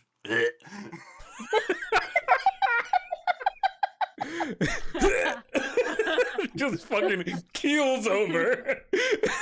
In what is essentially a blink of an eye for Lord Borrington. A fucking generation has passed. Oris goes about unlatching your plates and carefully laying them out on the ground before slowly placing them all within his bag, and they sink into the mysterious insides of his carrying bag. Well, now that you're naked, he looks at. Do you wear clothes under your armor? He has a loincloth. That's about Yeah, I figured. it. Is your whole body fur, or is it just your head? Head and really exaggerated hair, like on chest and Okay. on his shoulders and legs and whatnot. Yeah. Like generic, happy trail. generic like lumberjack chest hair. Yeah, pretty much. Okay. Other than that, kind of humany flesh. Yeah. Okay. He he looks at you with astonishment. You're not sure if he's impressed or disturbed, but now that you have undressed, would you please find my squire his clothing so he may cover up and not be seen unsightly in public? You hear a chuckle of young ladies behind you, Lord Borrington, as your bare ass is quite visible through your loincloth. Actually, just me and Planchette giggling. He's just gonna stand there with his hands with his fists rested on his hips, just waiting. The man scurries off and gathers up some armor that might fit you and comes back. It's simple plate and a simple sword of human make is handed to you. These are nothing of the fanciful enchantments that were used in a fight you just saw not long ago. It seems that even in their fear, they are still employing their relative mortal underhanded designs. The finest gear from our collection that we are allowed to give to new squires. Oh, yes, just like the squires that were just fighting with the actual fanciful enchanted gear. Oh, no, those are for the advanced combats. Fear not, you will not be facing off against such opponents now. Oh, no, bring them on. I cannot. I will very easily deal with them, even with this mediocre gear. You are once again, Horus dons armor upon you. It is poor fitting, and the chest piece is definitely a little tight.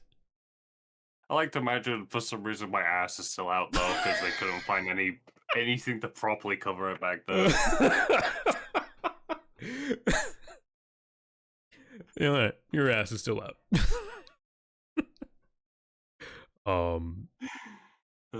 And so they a few more bouts go by before finally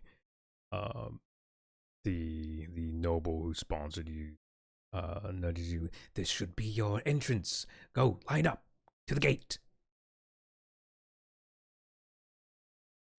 I'll wander on over to this gate. The young stable hand who opens the gate looks at you with absolute wonder. Are you what are you? What I am does not matter, young one. All you need to know is that I am Lord Borrington. Ah, of course, a lord.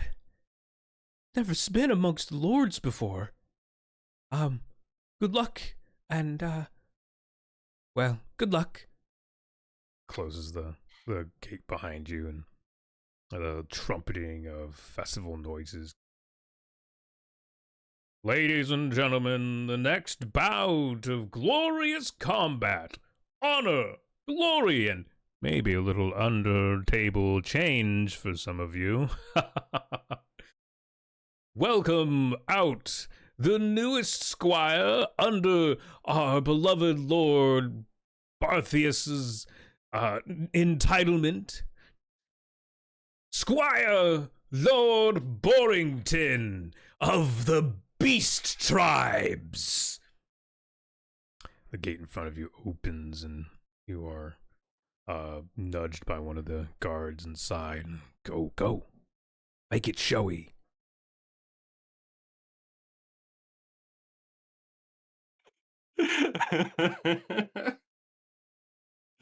Now I'm imagining it's just Lord Borrington just walking in and just standing there waiting for his opponent.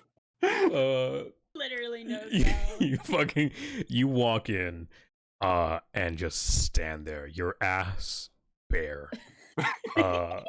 Immediately the sound of cheering, like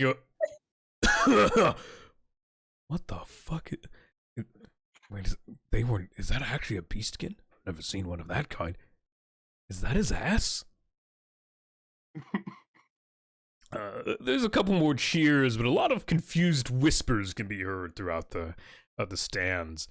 All right then. On the other side, the opposing knight and a glorious fighter, a man who's fought 100 battles, who's been to the far lands of the wildlands and fought monsters untold.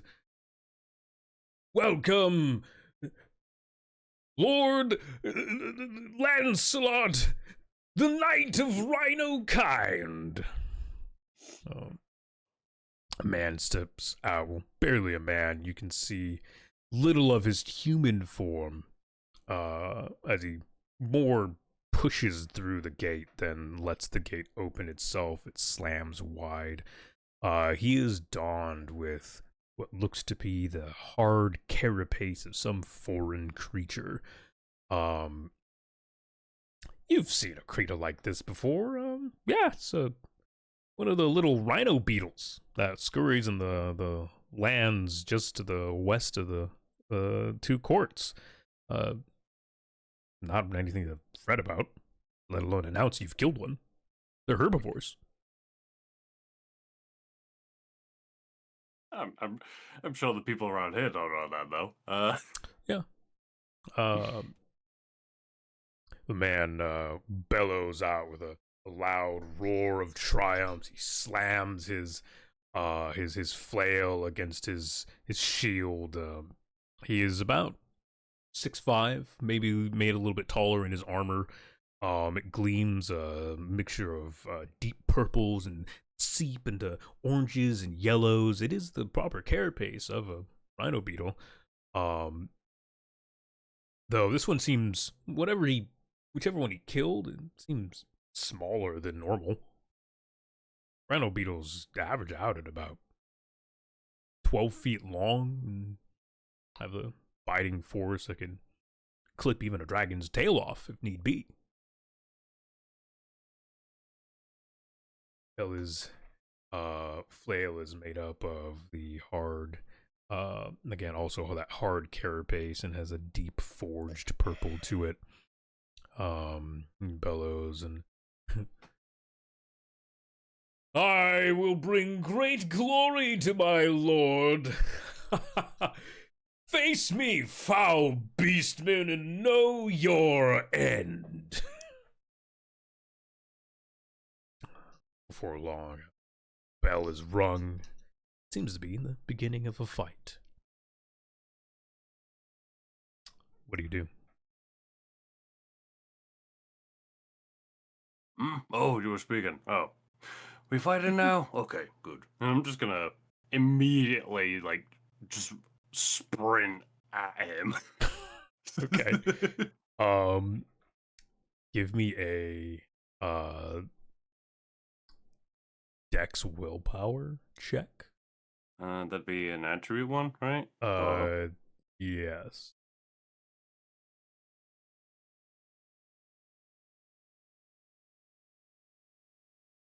I need.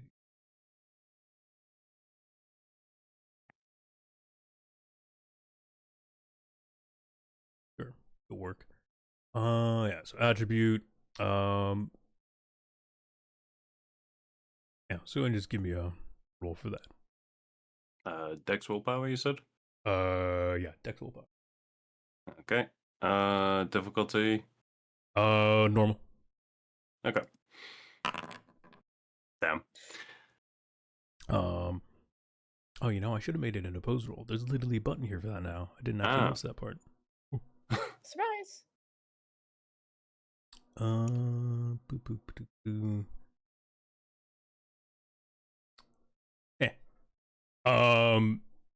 You charge forth, and as you impact with the man, yes, he slides back a little bit, but he gets his shield in front of him just in time. As you from him, you hear a as he slides a little bit.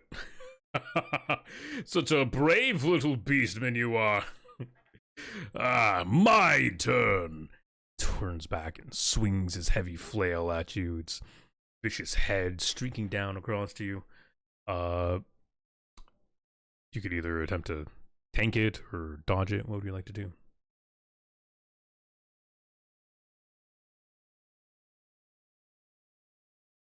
I'll attempt to dodge it and then counter attack.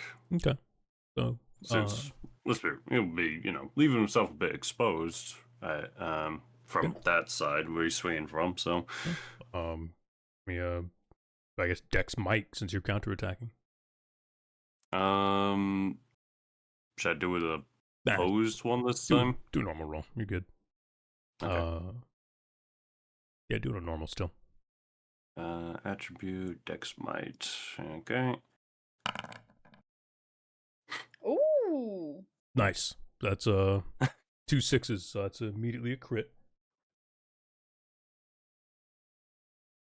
So yeah, the swing goes wide as well. What do you do?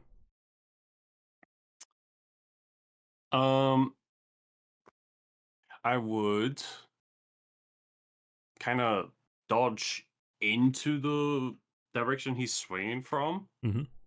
And knowing my knowledge of rhino beetles, I know exactly that there is quite the weak spot on that side of his body. So I would aim for that bit, which would roughly be somewhere around the armpit or so. Yeah. You notice that his body is made up of the layering of the multitude of rhino beetle thorax carapace, which is surprisingly one of the weakest parts of the rhino beetle, as they rely on their head and forebody to take the brunt of most things. And the armor there is mainly for colorization and display to attract mates. And so yeah, your fist impacts and the armor gives. With a loud the man moves about 4 or 5 feet to the side, stumbling over. You can see the clattering of broken chitin crumbling to the ground. He coughs and regains himself up. Cheap shot, some sort of magical enchantment, I see. Well, you are not the only one blessed with gear of high quality. Slams. Just look at my hands. He slams his shield as a series of runes glow and the crowd roars. The rhino's coming! Make way for the rhino! The horn that jolts from the tip of the shield glows a deep purple as the man steadies himself. He's a little wobbly from that last hit, but he seems ready and able as he bolts forward and attempts to slam into you, running you over with his sheer mass and whatever enchantment is attached to that shield. What do you do?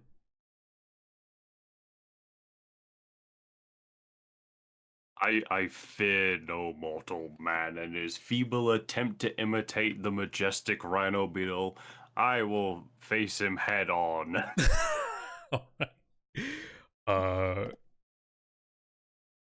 Go ahead and do an opposed check. Mhm.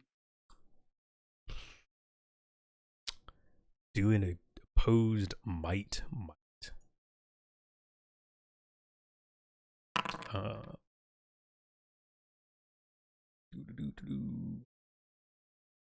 I was gonna say probably they would take a 2 bonus on that, so you roll a 12. Don't worry about it. Okay, yeah. Four.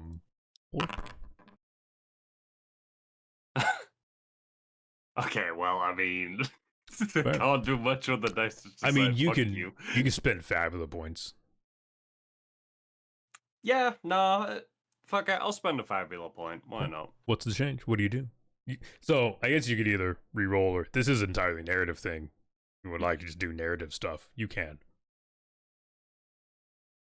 Yeah, fuck it. I'm gonna spend the Fabula point to, Okay. as we like collide with each other. Was it? He's ramming with his shield, right? Yep. Trying to ram you with the shield. I would grab the edges of the shield Mm-hmm.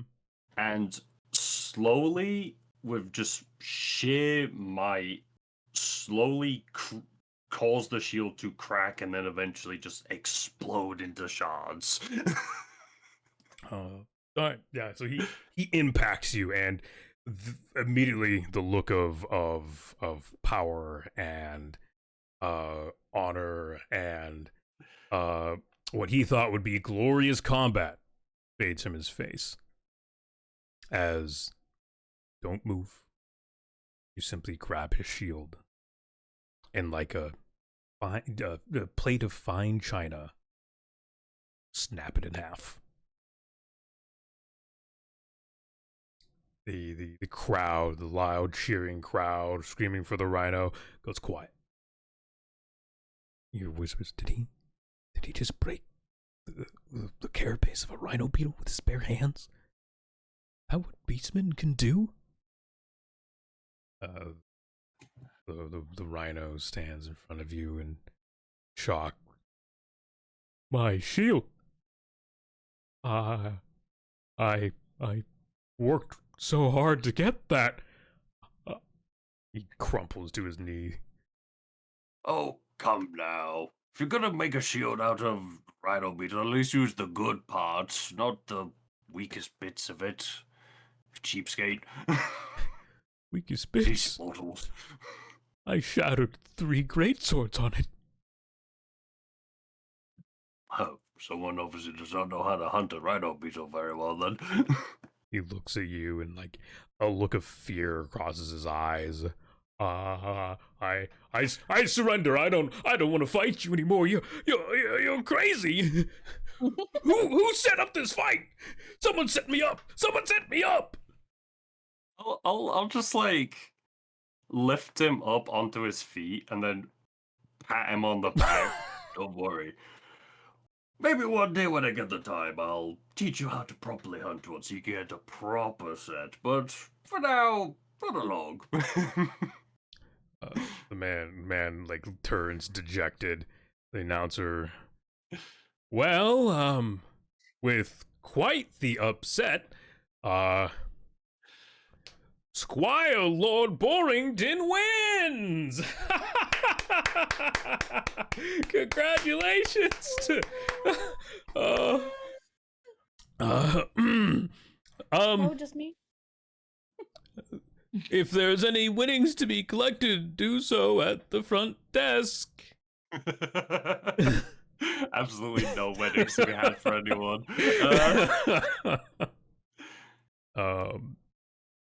You leave, and the noble is over and amongst his friends, being patted on the back and crying. Something about losing 500 zenith on this bet. Horace looks at you. Oh, good show, my lord. You did quite well, though you could have been a little less showboaty. Oh, they told me to give them a show, and so I did. You're always so bad at hiding your presence, my lord. Farnir, go collect the winnings, please.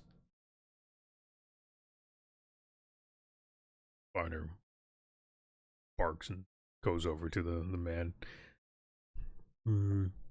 All winnings, please, for my lord. Man pulls out a bag, shocked and almost offended to hand over the coin. Lord Borrington, add 100 zenits to your pile. Oh my god. Yippee! Just what I needed. More money. We had no doubt in your abilities, my lord, so I figured we'd splurge a little bit and put a little bet down as the mortals do. Oh, the mortals are already being a bad influence on you. No, my lord, that's you. Touche, touche. Now then, I believe we're done here, because, well, that wasn't very much of a fight, now was it? And yes, with that, the finals of the this little feats of strength and well, gambling comes to an end as the grand event is announced to begin.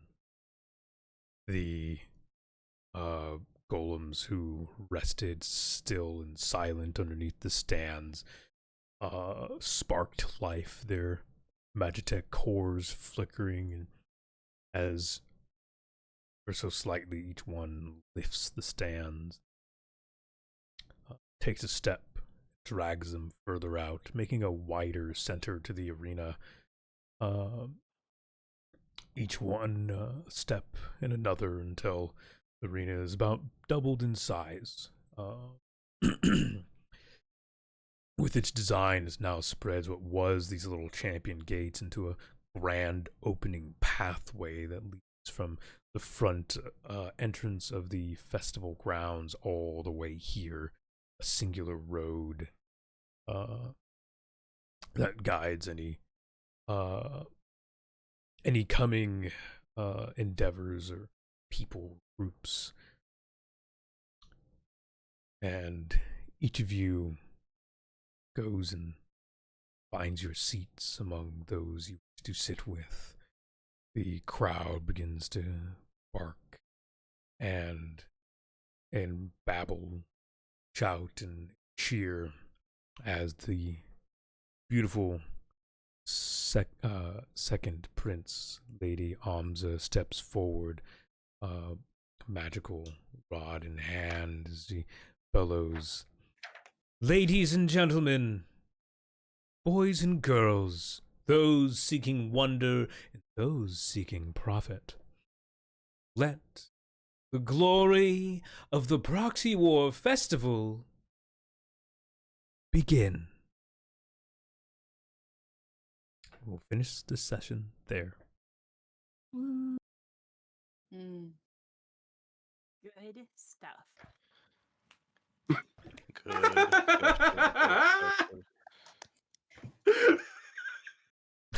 Beautiful. Thank you all for joining for session 1 of Fabula Ultima. I hope you had a good time. And this is looking to be a rather wild adventure. Planchette, oh my god. I hate it and love it. Planchette's done a drawing. Oh no. Where In is the group this? chat. In the group chat, yeah. Where is this? Is this I glorious. That's what I was cackling over. Glory. We have been presented with the finest ass in all the land.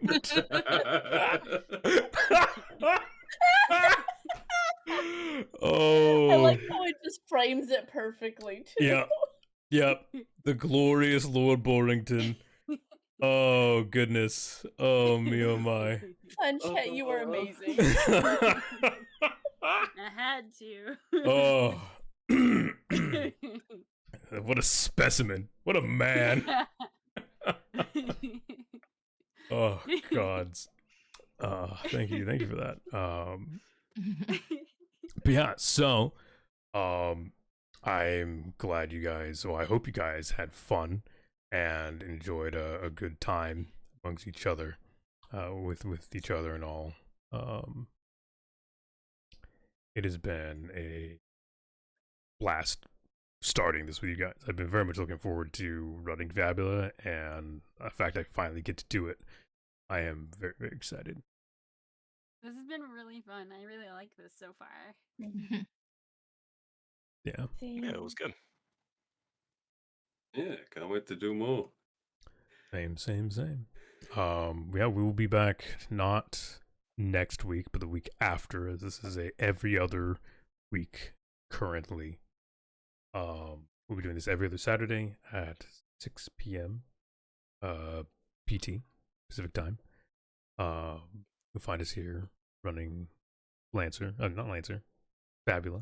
It's not a Lancer. Yeah, congrats, you're all conscripted to Lancer now. This is actually Isekai. You're about to be reverse Isekai into Lancer. Nothing changes for me. This is true. I'm ready.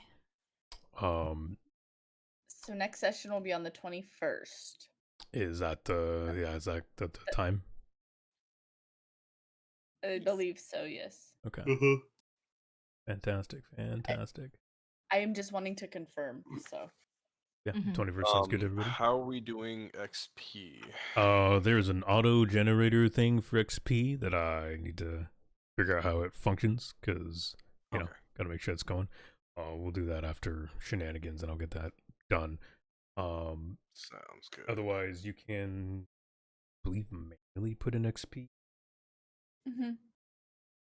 God, I did page XP was because I thought I'd be. Let me go into core. But yeah, with that chat, it has been an absolutely wonderful time. On my end, I'm going to go ahead and finish up. I'm going to head on out from here. For YouTube, I'll be putting all relative information down in the comments below, including links to all the wonderful streamers who have joined me for this adventure. And I hope to see everyone again next time. With that, the tavern doors will be closing, so finish your drinks, ladies and gentlemen. And until next time, bye-bye. Bye-bye. Bye bye. Goodbye.